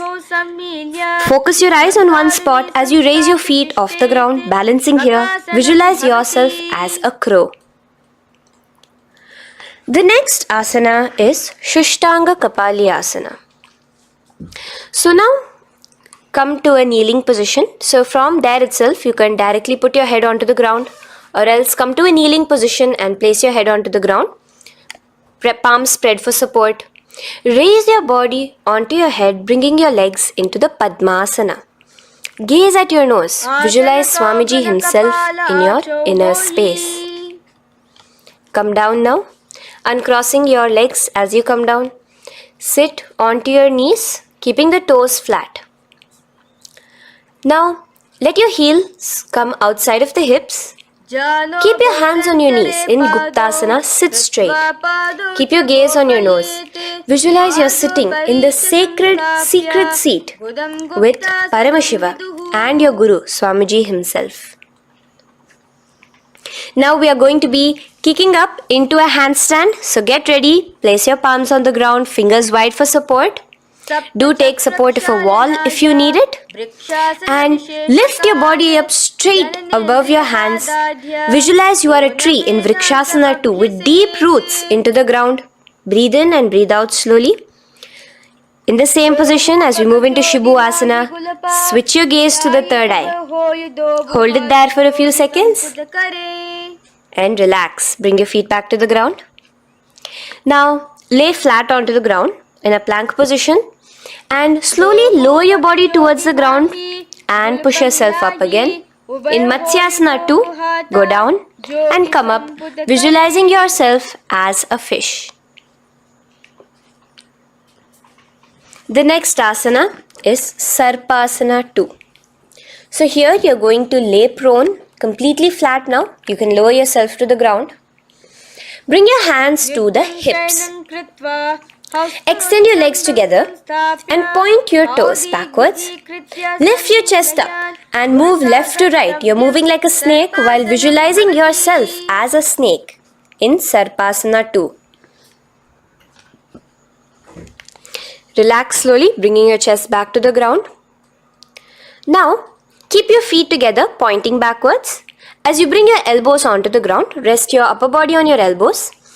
Bring your hands together in the Padma Mudra with your little fingers and thumbs together and rest your chin on your hands. Niralambanasana, where feeling yourself completely supported, knowing that Swamiji is there in your life. Now, slowly relax, place your palms on the ground beside your chest and push yourself up, your hands straight up completely. As you bend your knees, bringing your feet to touch the top of your head. Lean your neck back, touching your head with your tip of your toes. See yourself, visualize yourself as an umbrella, protecting your Guru from the sun's rays in Chhatrasana. Slowly relax, you can bring your feet down.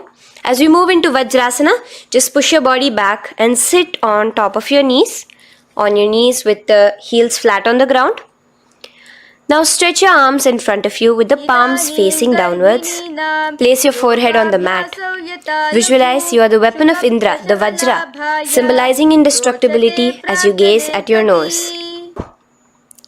As we enter into Meshasana, raise yourself into the same Gajasana position on your hands and legs with your hips pointed upwards and alternate striking the ground with the opposite hands. Experience yourself, visualize yourself as a powerful ram as you alternate striking the ground in Meshasana. Now stop striking the ground, bring your palms down again. As we move into Ajasana, kick your legs off the ground and lower your forehead to the mat. Let's do it again. Kick your legs off the mat. Lower your forehead to the ground. You are unborn, existing for all of eternity in Ajasana. Now, come to a seated position as we move into Dhanantara Asana. Sit on your heel with your legs together. Pull your toes underneath you. As you bring your hands top of the knees, gaze at your nose, visualize Swamiji in your inner space. Here, do the Ujjayi Pranayama, inhaling and exhaling like an ocean, Dhanantara Asana. From Dhanantara Asana, now interlace your fingers in front of you and then behind you. Stretch your arms towards all the sides, backwards, forwards. Giving a massage to the various different joints and muscles in your body. Lean forward, get up again. Continuing to visualize Swamiji in your inner space. Relax your hands and now take your respective heels and point them outwards, outside the side of your hips. Keep your hands on your knees with your thighs and knees resting on the ground, spine straight. Visualize yourself as Lord Garuda in Garudasana 4, You have Mahavishnu and Mahalakshmi on your back as you are flying. The next asana is Ananda Mandirasana. Now you can continue to remain in the same position. You can bring your feet pointing inwards. Use your hands to clasp underneath your ankle. Make sure your knees are spread out wide. Gaze at the third eye. Visualize residing in the blissful space of a temple. You are in a temple in Ananda Mandirasana. Now, as we move into Mandukasana, keep your knees wide and sit on top of your ankles. Your hands underneath your knees. Gaze to your nose. Visualize yourself as a frog. Suck in your stomach in the Udyana Bandha. And remember to do the Manduki Mudra, your tongue, your frog-like tongue, catching the nectar dripping from the Sahasrara Chakra in Mandukasana 2. Now, as we move into Narasimhasana, tuck your toes in and sit on top of the heels. Place your palms on the ground, spread your fingers wide and spread your knees apart onto the ground too. Gaze towards your nose, stick out your tongue and exhale forcefully, visualizing the Narasimha Avatara, the form of Mahavishnu as a half lion and half man. Now just raise up, bring your hands off the ground. Here we'll be doing a new pranayama, which is the Bhishraka pranayama, as we enter into Bhishrakasana. So continue to keep your knees and feet on the floor. As you bring your hand up to your face, make a hollow of your palms and place it over the mouth. Keep your thumbs under your teeth and close your lips. Gaze to your nose. Inhale through your left nostril, exhaling through the mouth. Gaze at your nose again. Visualize yourself as Devi, presiding over any and all minuscule fears you may have within you.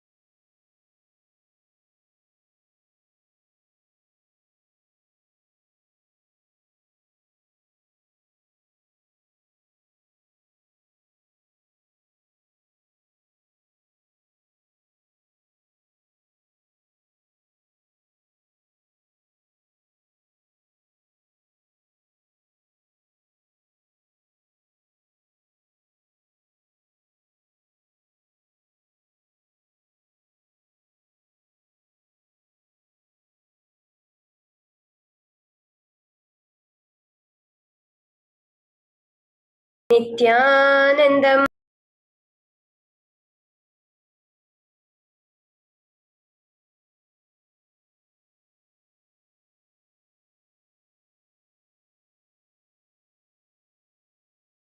So continue to keep your knees and feet on the floor. As you bring your hand up to your face, make a hollow of your palms and place it over the mouth. Keep your thumbs under your teeth and close your lips. Gaze to your nose. Inhale through your left nostril, exhaling through the mouth. Gaze at your nose again. Visualize yourself as Devi, presiding over any and all minuscule fears you may have within you. Now moving back into the Ujjayi Pranayama, let us do Makadasana. So you can take your hands off your face and slowly remaining in the same position, bring it to your armpits. Bring your fingers to your armpits. Imitate as if a monkey is scratching. As you gaze to your third eye, visualize yourself as a playful monkey in Makadasana. From Makadasana, let's move into Vajra Sangharasana. So you can slowly lift your knees off the ground, just balancing on your toes, sitting on the heels. Bring your hands behind your back and clasp the opposite elbows. Gaze to your nose, embody a diamond. Visualize yourself as a diamond-like strength for yourself and your Sangha. The next asana is Khanjanasana. So now you can uncross your hands. Rest on top of the heels with your knees on the ground. Keep the toes down, ankles crossed behind. Place your palms on the mat to your side. Suck your stomach in the Uddiyana Bandha as you gaze at your nose in Khanjanasana. Now, you can uncross your ankles and just sit with your toes flat. Keep your knees wide on the floor. Rest your hands on the knees. Just relax the Uddiyana Bandha, just sucking in your perineum in the Mula Bandha. Gaze at your nose, visualize yourself as a turtle with a stable body and mind to live for hundreds of years.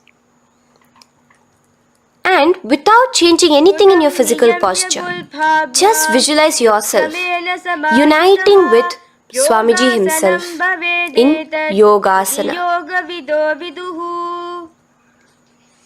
Now, raise up onto your knees, cross your ankles behind your back until the feet are coming towards the opposite knees. Now, bring your hands behind you and hold on to the calves with the fingers inside, the thumbs outside. Gaze at the third eye as you visualize yourself in a space of oneness with Paramashivoham himself as Swamiji. Now you can uncross your ankles, come back to standing on your knees as we enter into Ushtrasana 2. So now, in a kneeling position, bend backward, hold your ankles with your hands. Keep your arms straight. As you push your hips forward and tilt your head backwards, visualize yourself as a camel in Ushtrasana 2. Slowly, in the same position, lower yourself onto your back in Jatyasana 2. As you are lowering yourself, experience yourself as a blooming lotus. Bring your head, the back of your head onto the mat. Gaze to your nose. Now, let's move into Viratasana.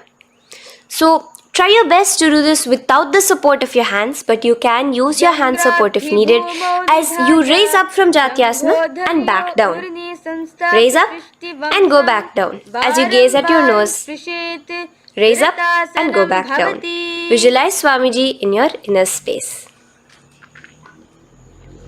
Now from Viratasana, raise your hips up higher, bringing your forearms onto the mat behind you in a short back bend posture. Hold the back of your heels in Kapotasana. Visualize yourself as a beautiful dove, a Kapota, in your inner. As we move on from Kapotasana into Varasana. So stand upright on your knees with the toes tucked. Hold your arms with the opposite hands.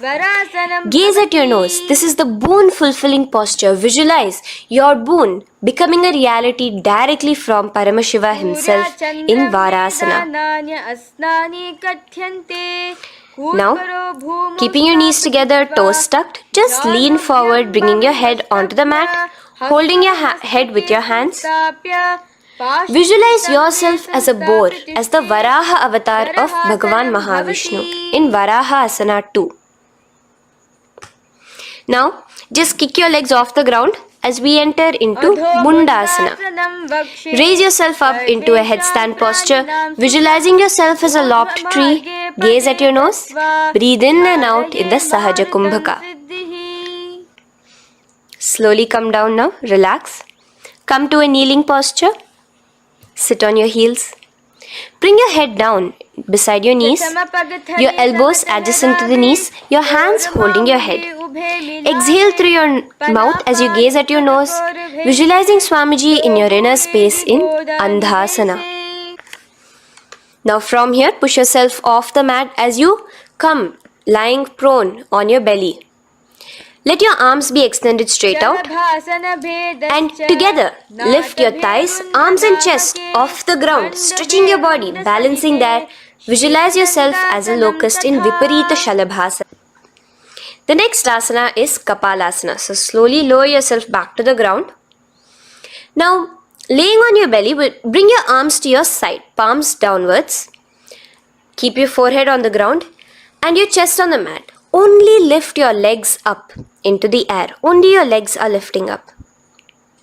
Visualize yourself as a skull. You are a mind with purified thoughts, a strong will to attain enlightenment in Kapalasana. The next asana is Akasha Kapotasana. So now, in the same position as you are, let your arms be straight out behind you. As you kick your legs up and over your head, bring your feet slowly to the mat in front of you. Push yourself, balance there. Visualize yourself as a free and open flying dove in Akasha Kapotasana. Bring your legs back out as you lay flat on the mat. Now push yourself onto your knees. Place your forearms on the ground and your chest down such that your navel is touching your knees. Be sturdy, visualizing yourself as a sparrow in Chatakasana. The next asana is Vrishchikasana 2. So your forearms are on the ground. Now slowly raise to your toes and kick your legs off the mat.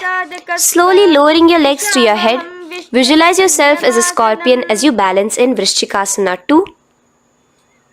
Slowly release yourself, coming back to the ground as we enter into Vrishasana. Sit down on top of your right heel and let your left foot remain outside of the hip, the ankle to the side.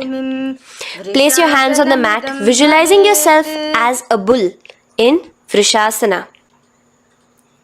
Now, bring both your knees underneath you, sit on both your heels, cross your left leg over top of the right lightly and in Lolasana, push yourself off the ground. Your knees are off the ground, you're just balancing on your hand above the mat. Visualize Swamiji in your inner space. Lower down now. Bring the left foot now outside. Bring the right foot out and sit on your left heel now as we do Vrishasana on the other side. Visualize yourself as a bull. From here, let us get into a very powerful asana, Balagunasana. So, place your left toes on the ground, sit on the heel of your left foot. Place the right foot flat with the knees raised towards your chest. Maintain your palms on the respective knees. Be upright. Visualize Balagunahai, one of the 84 siddhas in your inner space in Balagunasana. Now come to a squatting position. Let your feet be flat as you bring your elbows under your thighs and calves, wrapping it around your shins. Hold on to your ankles from the outside in Grahasana, visualizing yourself as an entire planet. Now you can unwrap yourself as you sit on top of the opposite heel in Balagunasana on the other side. Maintain your palms on the respective knees. Visualize Balagunahai, one of the 84 siddhas in your inner space. Now, Sit upon both the toes with the heels up and knees off the mat, knees pointing forward. Now, keep your hands downwards on the respective knees. Keep your spine upright as you visualize Swamiji in your inner space in Utkatasana. The next asana is Vajra Sangharasana. Just spread your knees out wide in Utkatasana. Spread your knees out wide. Clasp the elbows behind your back. Visualize Swamiji in your inner space in Vajra Sangharasana 2. The next asana is Anilasana. Now, sit with your feet hip width apart. Bring your hands under the soles of your feet from inside. Your palms facing downwards. Step onto your hands. Keep your arms straight, elbows together at the navel. Gaze to your nose.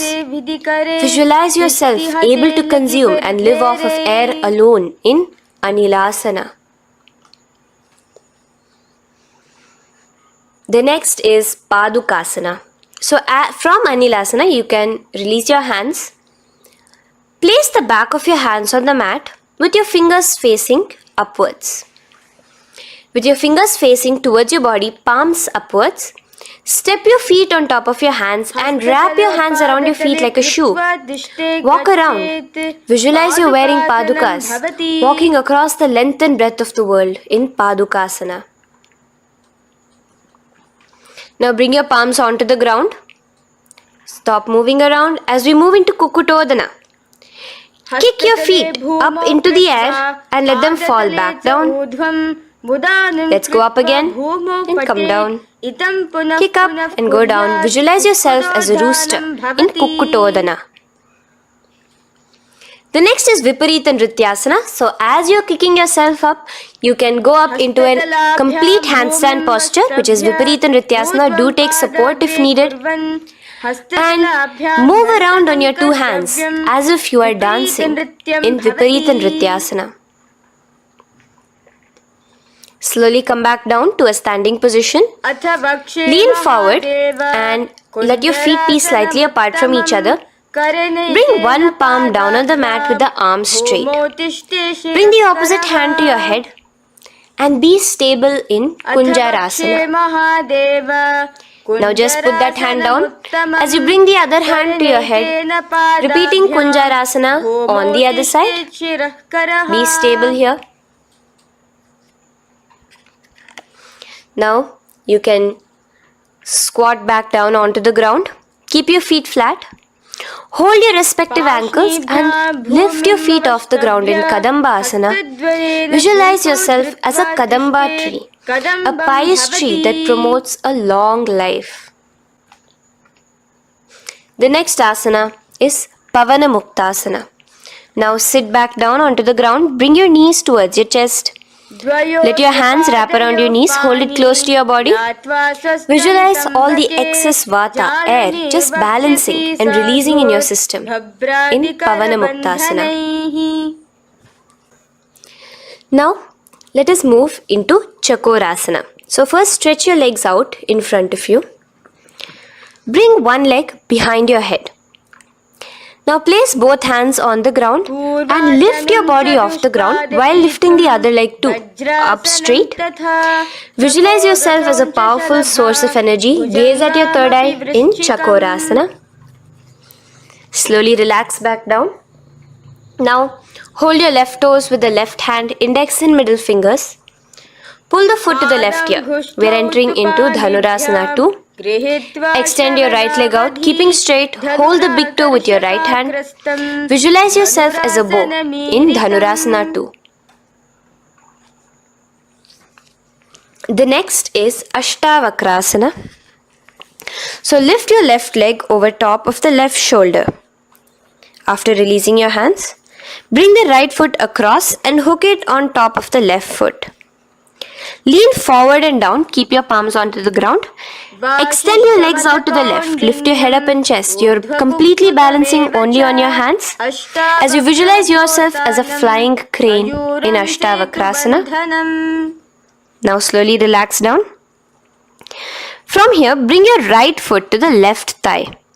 and your left foot flat onto the ground, knees raised up. Have your left shoulder underneath the respective leg and place your hands flat on the ground. Gaze towards your third eye. Visualize you are immortal, able to exist solely from prana alone in pranasana. From here, moving into Parshva Matsyendrasana. Place your right foot at the root of the left thigh. Then the left leg by the side of the right knee. Hold the left leg by the right hand. Twist your body out. Remain steady here, gazing at the third eye. Visualize Matsyendranatha, the great Rishi, Yogi, master of Hatha Yoga, in your inner space. Now slowly unwind yourselves. As we repeat Chakorasana on the other side, lift the other leg behind your head. Place both your hands on the ground and keep your entire body off the ground straight up. Gaze at your third eye, visualizing yourself as a powerful source of energy. Now relax back onto the ground. Let's repeat Dhanurasana 2 on the other side. Clasp your respective hands with the feet. Pull one foot back, the other foot extended forward, visualizing yourself as a bow. Release your feet as you cross them over each other, over top the shoulder in Ashtavakrasana on the other side. Raise off the ground. Visualize yourself as a flying crane. The next asana, we'll be repeating Pranasana on the other side. Bring the right foot to the left thigh. Bring your hands onto the ground with the knee raised. Gaze at your third eye, visualizing yourself able to live off just prana, just air alone. And relax as we do Parshva Matsyendrasana on the other side. Twist yourself, visualizing Matsyendranatha, gaze towards your third eye.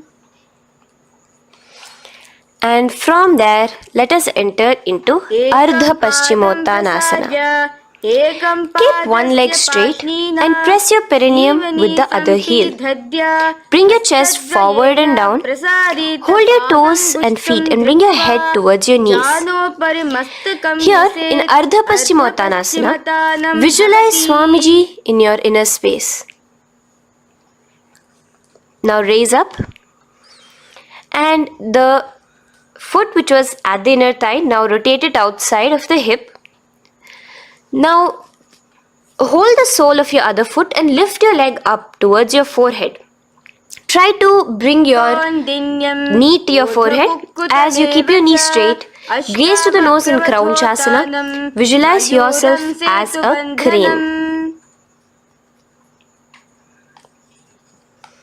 Now slowly relax down your leg. Now the leg that is now straight, you can bring it to the inner thigh as you straighten out the other leg. As we repeat, Ardha Paschimottanasana on the other side. Lean forward and down, clasping your foot. Bring your forehead to your knee. Visualize Swamiji in your inner space. Slowly raise up. Place your right ankle outside of the hip now. Hold the sole of the left foot, lifting the leg up towards your forehead. Stretch yourself there. Gaze at the tip of your nose. Visualize yourself as a crane in Kraunchasana on the other side. Now from here, bring the soles between the thighs and calves. So once you have relaxed yourself, bring your soles between the thighs and calves. Keep your spine straight. Palms resting on your knees. Visualize a swastika, embodying peace, well-being, good fortune and prosperity as you gaze at your nose in Swastikasana. Now without changing anything about your position, just take your hands alone. Cover the respective heels with your hands in Gorakshasana as you tuck your chin to your chest in Jalandhara Bandha. Gaze at your nose. Visualize the great Rishi Gorakhnatha, the founder of the Natha Yoga Hindu order. Now release the Jalandhara Bandha. Continue to keep the Mula Bandha engaged throughout the whole sequence. As you raise one foot to the opposite thigh, bring your hands to your face in the Shanmukhi Mudra, closing your eyes with your index finger, nose with the middle finger, ears with the thumbs. Gaze at your third eye as you meditate on Swamiji himself, the Supreme Pontiff of Hinduism. Now release the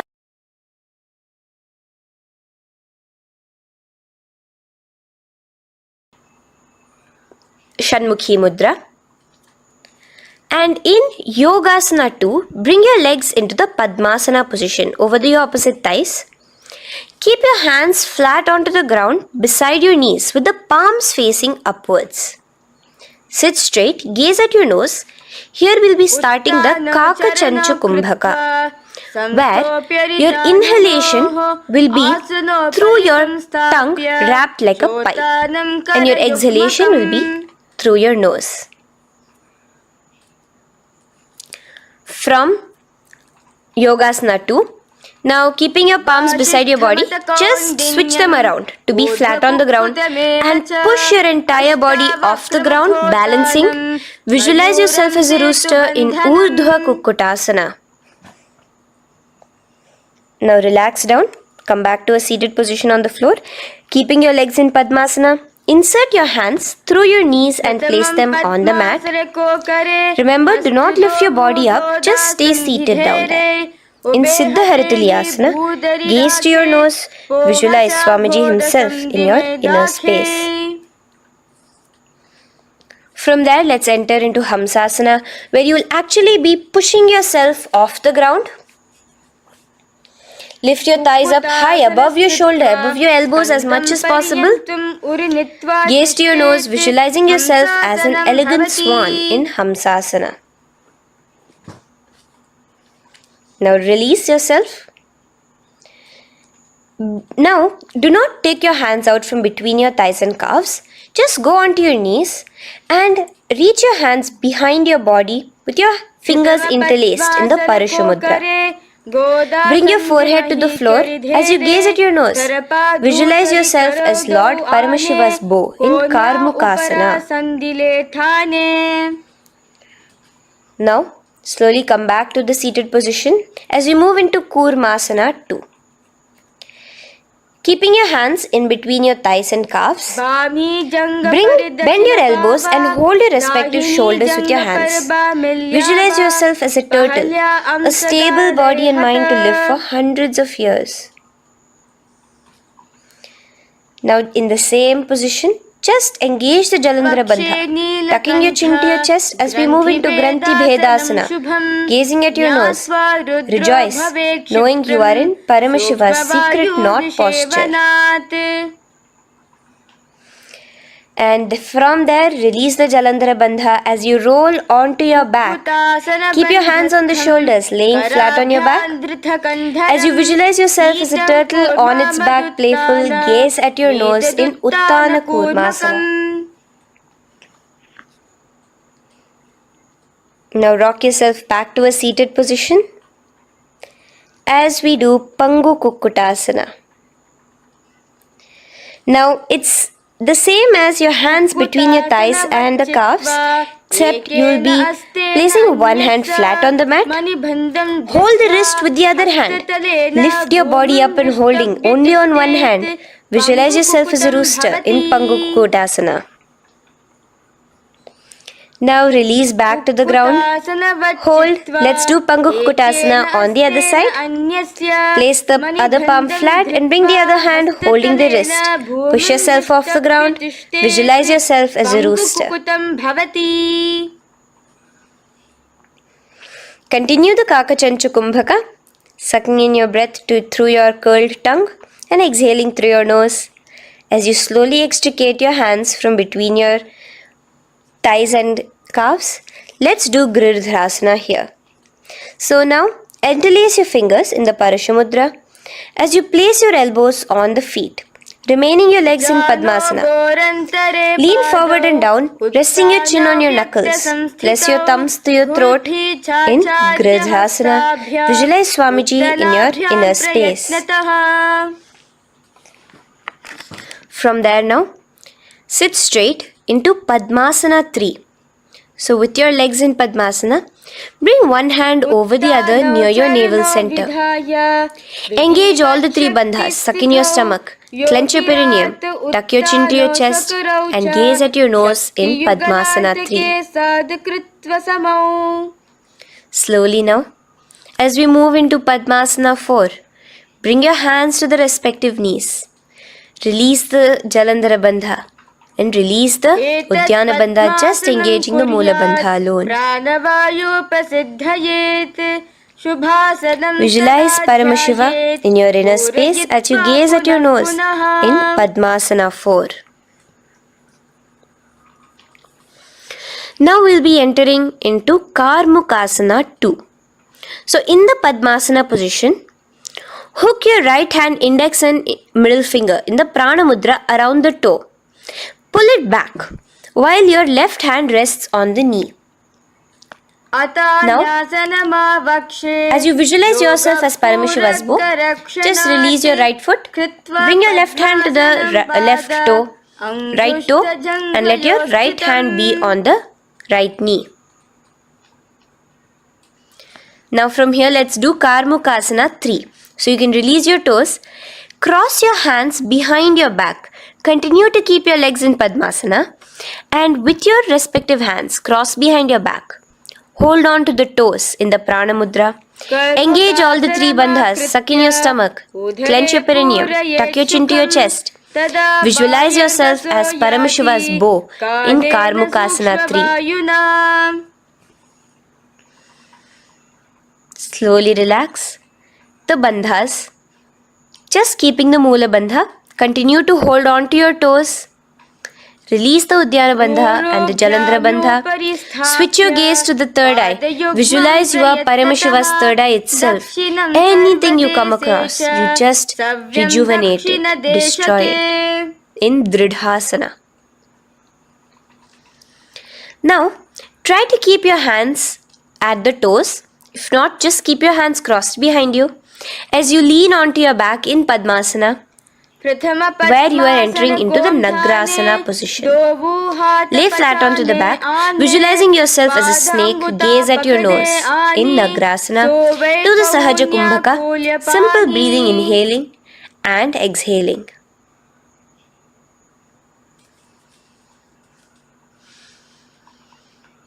Now bring your knees to your chest. Let your hands wrap around your knees. Slowly uncross your Padmasana and bring your knees to your chest. Bring your hands to the Parashamudra, the fingers interlocked on top of your knees. As you pull your chin up to your knees, visualize yourself as a ball in Kandukasana. Now relax. Bring your feet onto the ground, the knees pointed upwards in Urdhva Pavanasana. As you interlace your fingers, bring the interlaced fingers behind your head. Laying down, gaze at your nose in Urdhva Pavanasana. The next asana is Marakata Pithasana. Now, from behind your head, take your hands out and clasp onto your feet. Just step lightly onto your palms. As you push your hips up into the sky, automatically engaging the Jalandhara Bandha. Visualize yourself as a powerful alpha ape in Marakata Pithasana. In the same position now, bring your hands to your hips as we enter into Uttanashiki Pitakasana. Let your weight rest on your elbows as you stretch your legs out straight. Gaze at the nose. Visualize Swamiji in your inner space. From there, continuing to rest on your elbows, kick your feet up high into the sky in Narakasana.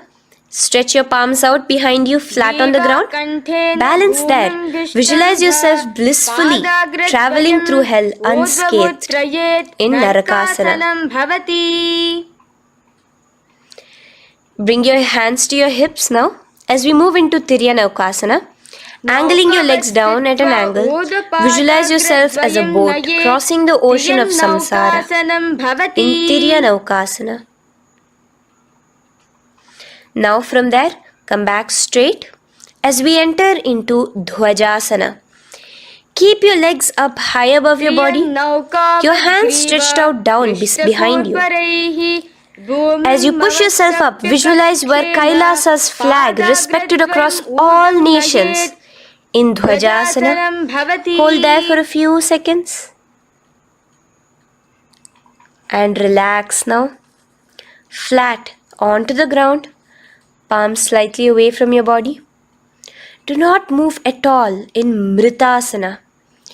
Your body is dead. Visualize that. Visualize the Supreme Pontiff of Hinduism liberating you. Let your awareness travel to all the parts of your body in the Shakti Chalan Mudra as we do Mritasana.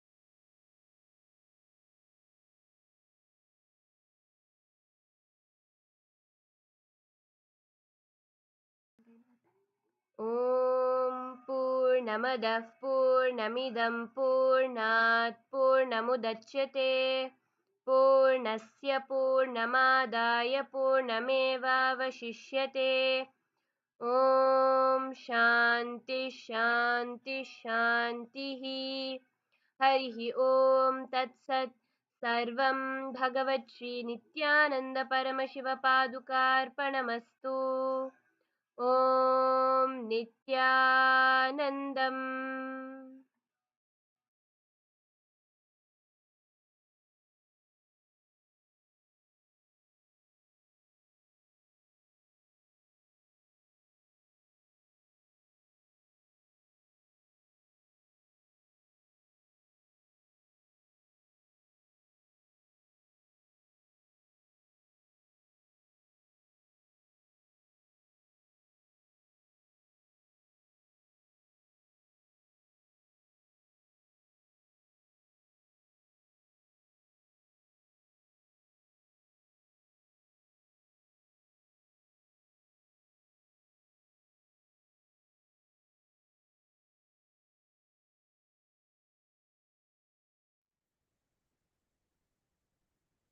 नित्यानन्दं परमसुखदं केवलं ज्ञानमूर्तिं द्वन्द्वातीतं गगनसदृशं तत्त्वमस्यादिलक्ष्यम् एकं नित्यं विमलमचलं सर्वदी साक्षिभूतं भावातीतं त्रिगुणरहितं सद्गुरुं तं Namami.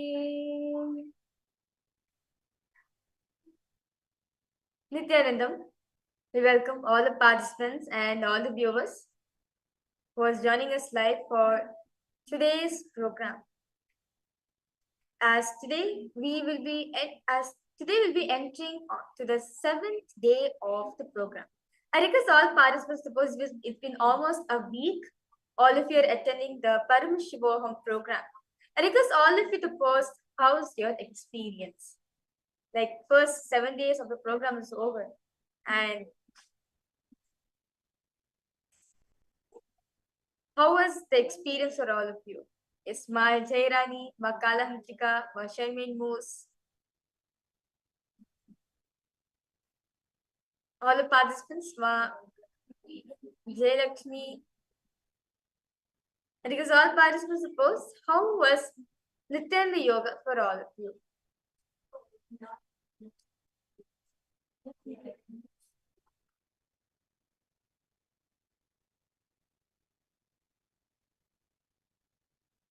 Robert Ramaya from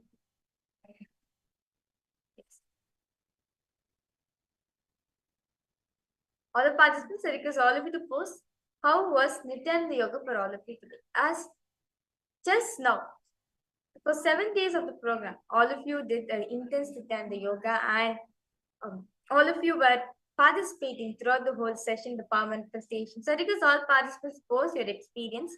So right now, all of you just now did the Dvitiya Vinyasa Krama. will be wondering, why are we doing the Dvitiya Vinyasa Krama when there's something called the Prathama Vinyasa Krama, which is much more easier? But why is the Dvitiya Vinyasa Krama specifically, why did Swamiji has chosen? See, understand, when we get into these complex asanas, all the participants have observed, in the Dvitiya Vinyasa Krama, there's lots of many complex asanas, such as the headstand or the handstand. Like, for example, all of you were doing the handstand, the Viparita and the Dhyasana, or the Vrishchikasana posture, or the Akachaka Potasana. There's so many asanas all of you are doing, which is a bit complex. See, when we do these asanas, understand each of these asanas like a seat which are offering to Paramashiva. Through the scorpion pose, this is the seat I'm offering to you. Through the Sukhasana, this asana I am offering my seat to you. With this asana. So all the participants understand. So when you do this complex asanas, actually help you to experience that you are much more beyond the body and mind. You are not just limited to this body, you are much more beyond than this. Very beautifully, Swamiji has designed, understand, each of the asanas are directly designed by Swamiji. Like to the bandhas, to the pranayama, to the visualization. Every single thing Swamiji has meticulously designed so that we can experience the fullest of the Nityananda Yoga. So we can experience the fullest of the yoga, of the whole program. So yesterday, all of you are understanding that for us to experience Paramashivoham, there's two things which requires. One, yogic body and a Vedic. Why is it that to start with yogic body? See, throughout the whole day, all of us are across the path of cognition that Swamiji is giving. Like today, all the participants will be getting to understand deep secrets of these relationships, where you'll have the ability to manage the best relationships in your life. But all of us need to understand why we need to do the Nityananda Yoga right before we learning these truths. See, throughout the whole day, by listening to these truths, it actually settles the system. By doing Nityananda Yoga, you're setting the foundation right for these truths to get settled. Like, for example, building to happen, you have to make a strong foundation. You have to make a strong base. Only with that you can manifest. Only with that beautiful foundation you can make a strong building. Same way, by doing the yoga, experiencing, you're establishing a strong foundation. You're establishing a strong base. So that these truths can settle and strengthen your inner space. So all participants understanding. So now we'll be entering into the power manifestation. After beautiful Nityananda Yoga, intense yoga, all of us this, we'll be entering into the power manifestation. In this round, all the participants, you'll be manifesting the power of your reading, where you're going to be scanning the different types of flowers. Today, all the participants, you'll be scanning the flowers. You're going to be saying the color, the background, what type of flower it is. So it is all of you now to settle down. You can have some water. I request all participants to watch this session. Please drink a lot of water, as these truths, when you're experiencing these truths or doing the meditation, the body tends to get lots of heat. If all of you drink a lot of water, hydrate the whole body completely, relax your whole body. Let's now listen to the Shastra Pramana. What is Paramashiva about manifesting this power? So this Shastra Pramana is taken from the Vijnana Tantra, Sutra 34. The Paramashiva declares that Kapalantar Manonisa Tishtan Mili Tarochanaha Kramena Masodadhya Lakshya. Very beautifully, Paramashiva saying that by fixing the mind on inner space within the center and sitting stably without any movement, and eyes closed in such a shape, by that stability of the mind and inner space through the of the eye, one that sees the ultimate goal by having a vision beyond the sight. That reveals any object or place, idea space of oneness with this perception. Basically, Paramashiva saying that when you concentrate on that oneness experience, you go beyond your body and mind. Establish the oneness space with Paramashiva. They establish the space, you see everything through the third, whether it's object or place, anything. Through the third, you'll be able to identify it. Shri Krishna also speaks about the same power in the Bhagavad Gita, chapter 11, verse 8, where he says, Natumam Shakti se dashtum anenaiva chakshusha devradamite chakshu pashyame yoga visharam. Bhagavan Shri Krishna says to Arjuna, the eyes which are having, the two physical eyes which are having, does not have the ability to see my cosmic form. Therefore, I grant you the third eye. Divya Dadamini Chakshu, the Divya Chakshu. I will initiate you into the third eye, so which has the ability to see and perceive my cosmic form. So, in the 11th chapter of the Bhagavad Gita, if you have read the Bhagavad Gita, all of you would have noticed that Arjuna gives detailed description of Sri Krishna's cosmic form as he sees Krishna through his third eye. Next, the Swamiji's own experience on this side. So, Swamiji also says that when Swamiji was manifesting this power, he was able to see everything around him. The whole 360-degree vision, in directions, above and below, everything was able to see. Not just that, he felt his presence in everything. First, Swamiji is able to see. The next moment, it is Swamiji felt all that was happening. The skin of this body on which he was sitting and the skin of this body both carried him equally. In both, Swamiji felt his existence. In both, Swamiji felt himself. Whether the setting sun or the rising moon, or whether the Tiruvannamalai hill, whether the Tiruvannamalai tower, the whole city, or the temple tower, or the hill, Arunachala, everything Swamiji could feel his presence.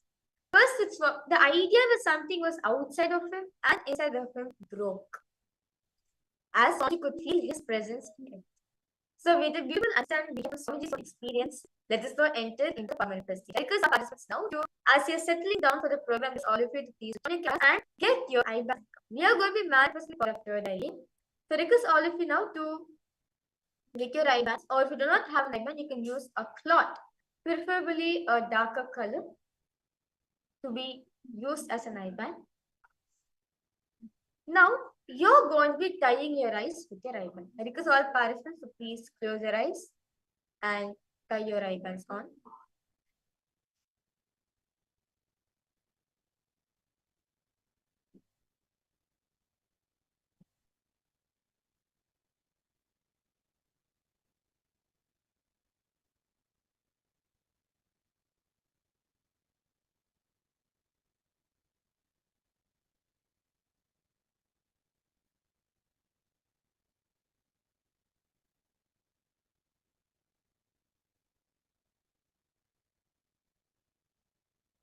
Now, I request all participants to close your eyes. Visualize Swamiji in your inner space.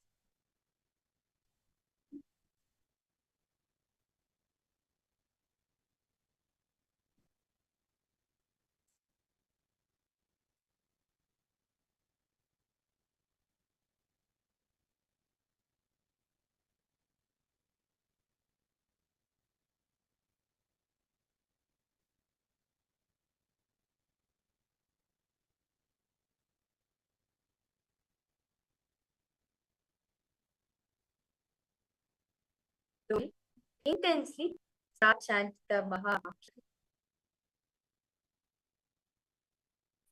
Chant the Mahavakya intensely. Om Nitya Paramashivoham. Om Nitya Paramashivoham. Om Nitya Paramashivoham. Intensely chant Mahavakya.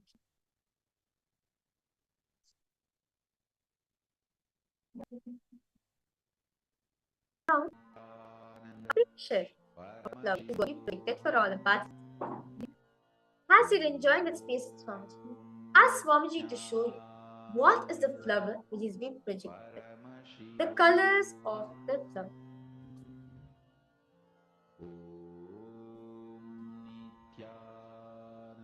Intensely chant the Mahavakya.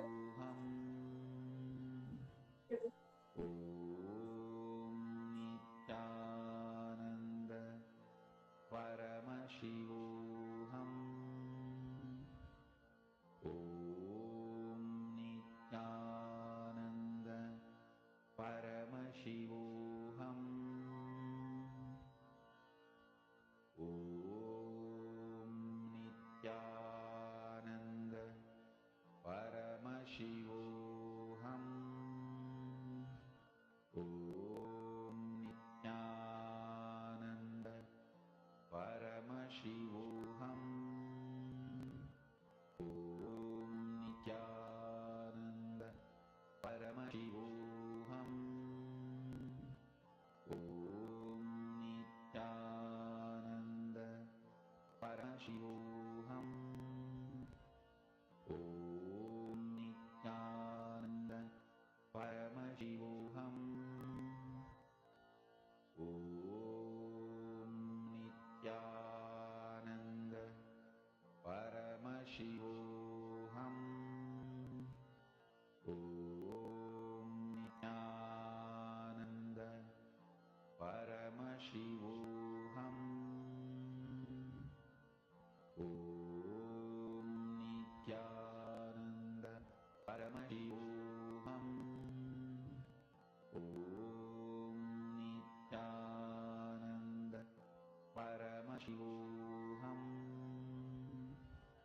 Om Nityananda Paramashivoham. Om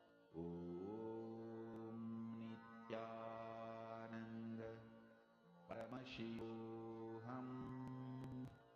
Om Nityananda Paramashivoham. Om Nityananda Paramashivoham. Om Nityananda Paramashivoham.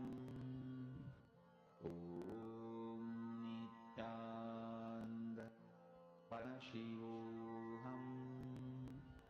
Om Nityananda Paramashivoham. Om Nityananda Paramashivoham. Om Nityananda Paramashivoham. Om Nityananda Paramashivoham. All participants now to post what I want to show you. Paramashivoham. Slowly, very slowly. Please open your eyes. It's all past now. Open your eyes and post whatever Swamiji is showing to you. Anything. What are the colors of this flower? Nityananda Paramashivoham. Om Nityananda Paramashivoham. Om Nityananda Paramashivoham. Om Nityananda Paramashivoham. All the participants, Robert Ramaya, Shivam Agarwal, I see you new joining for the program. Nityanandam. Chandrasekharaya, Nityanandam to you. I request all participants to post what the Swamiji is showing to you. Paramashivoham. Om Nityananda Paramashivoham. Request all participants to post. Om Nityananda Paramashivoham. So let's verify the answers. So the exact flower which I was projecting for all the participants is the Paramashivoham. Om Nityananda this flower is called the Plumera flower. It's actually a tropical flower which grows in Hawaii and it also grows in many parts of India and many parts in the world. This is actually a tropical flower named Plumera. Actually, this is a very medicinal flower. It's been used for many medicinal purposes. And this flower has actually like types of colors. There's pink, there's white, there's yellow. If you're observe all the participants, like in the middle, it will always be yellow color. And outside, the petals can sometimes be pink, sometimes be white. So all the participants, this is a tropical flower which grows in many regions, even in India or even in Hawaii also. So because, okay, How many of you saw this flower? What the colors, right? It's just you will see pink or white. Because all participants both. Yes. Basil Iyer from Kailas, Toronto. Nityanandam to you. Welcome you for the Paramashivoham program. Yes. Nityanandam Iyer. Yes. They're just in time for the program. It just started.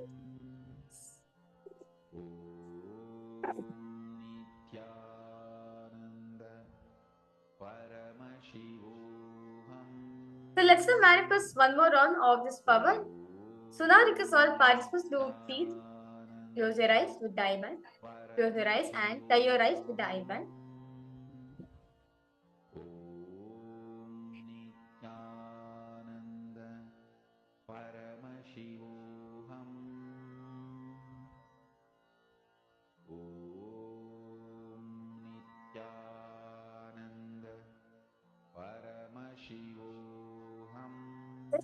Keep chanting the Mahabhakya.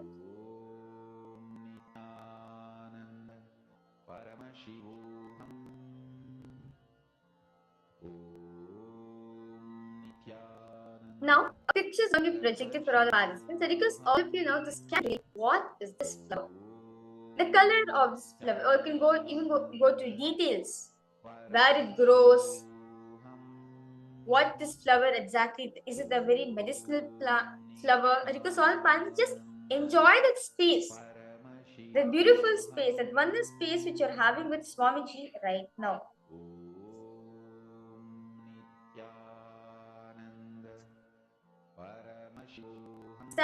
Each time you manifest the power, each round you participate, you're only enhancing your feeling connection with Swamiji. As each power manifestation is the personal time with Swamiji. So keep, request all participants, keep chanting the Mahavakya. Do not give up.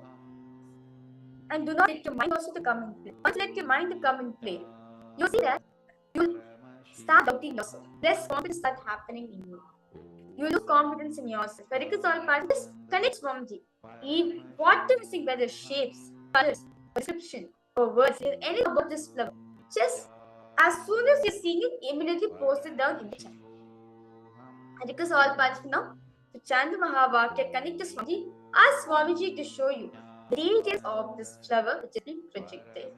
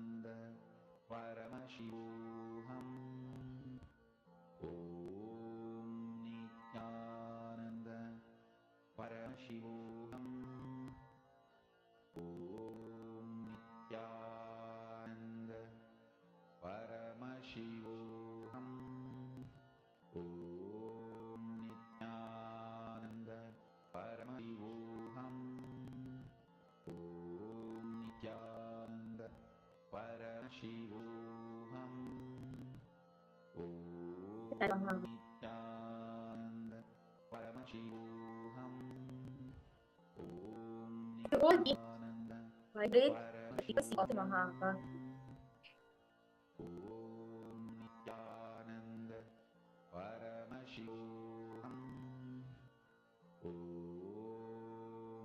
Slowly, very slowly, please open your eyes. Now I request all participants now to post what your Swamiji. Quickly post that image that Swamiji is given to all of you in your inner space. Exactly, post it in the chat section.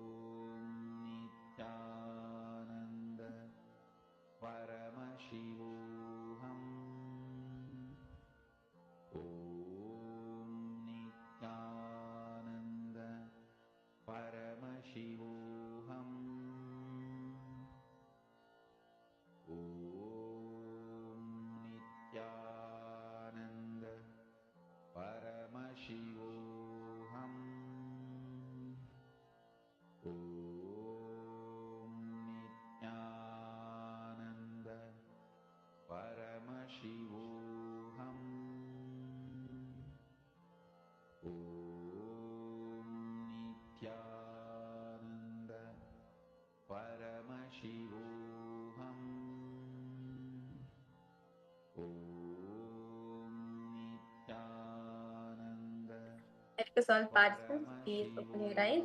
What is Swamiji showing you? Post in the chat section.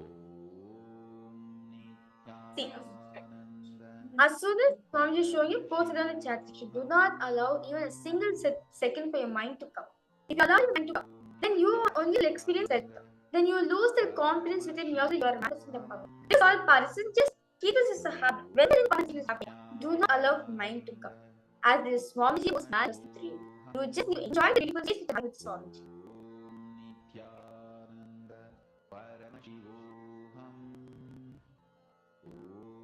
Nityananda Paramashivoham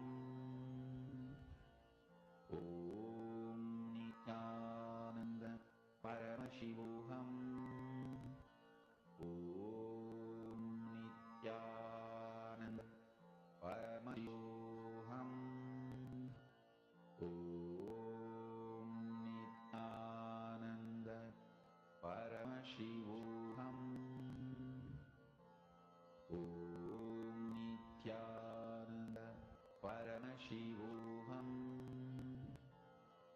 Om Nityananda Paramashivoham Om Nityananda Paramashivoham Om Nityananda Paramashivoham Om Nityananda Paramashivoham Om Nityananda Paramashivoham Om Nityananda Paramashivoham Om Nityananda Paramashivoham Om Nityananda Paramashivoham Om Nityananda Paramashivoham. Yes. So verify all the answers for participants. So that's a next which is a field of sundogs. But I would say Basil here from Toronto, actually you're very close here. You're able to see a field of lavenders. Well, this flower is this image is about a field of sunflowers. You're able to see hugeness, vast here. So that's wonderful. You're able to see the field. That's very nice, wonderful.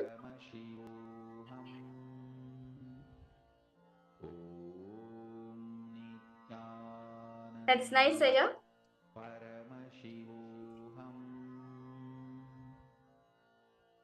How about other participants?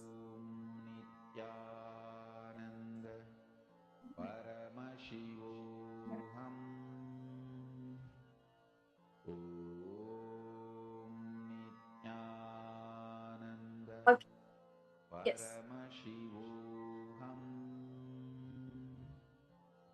Yes, so with that beautiful manifestation, we are now going to be entering into the today's session. Today, all the participants, you will be understanding the secrets of relationship. All of us want to have a very beautiful relationship with ourselves and with the world. Like many of us have like a relationship with our wife, where continuously we fight, or she's the boss, so I have listened to her. We need to understand Swamiji is saying that you can manifest this full relationship, where you can manifest how a relationship you want with others. Today, you will understand the secrets of manifesting the best relationship for yourself. Understand the best relationship you give for yourself is having Guru as having the master. Dada, Paramashiva himself as you. Swami says, the best relationship you can ever have in your world, but which is very rare to have, is Guru-disciple relationship. But a Guru is manifested in men. Decide not to miss it, decide these disciples. So in this session, all of us are in General Loka. It's a Loka where all of us can experience multiple gods at a time. Today, with the blessings of Swamiji, you're going to experience in General Loka. Let us understand Swamiji. Let's understand from Swamiji on the secrets of General Loka. What is General Loka about? And how can we use our identity in General Loka to manage the best relationships in Goloka? Let us listen this from Swamiji.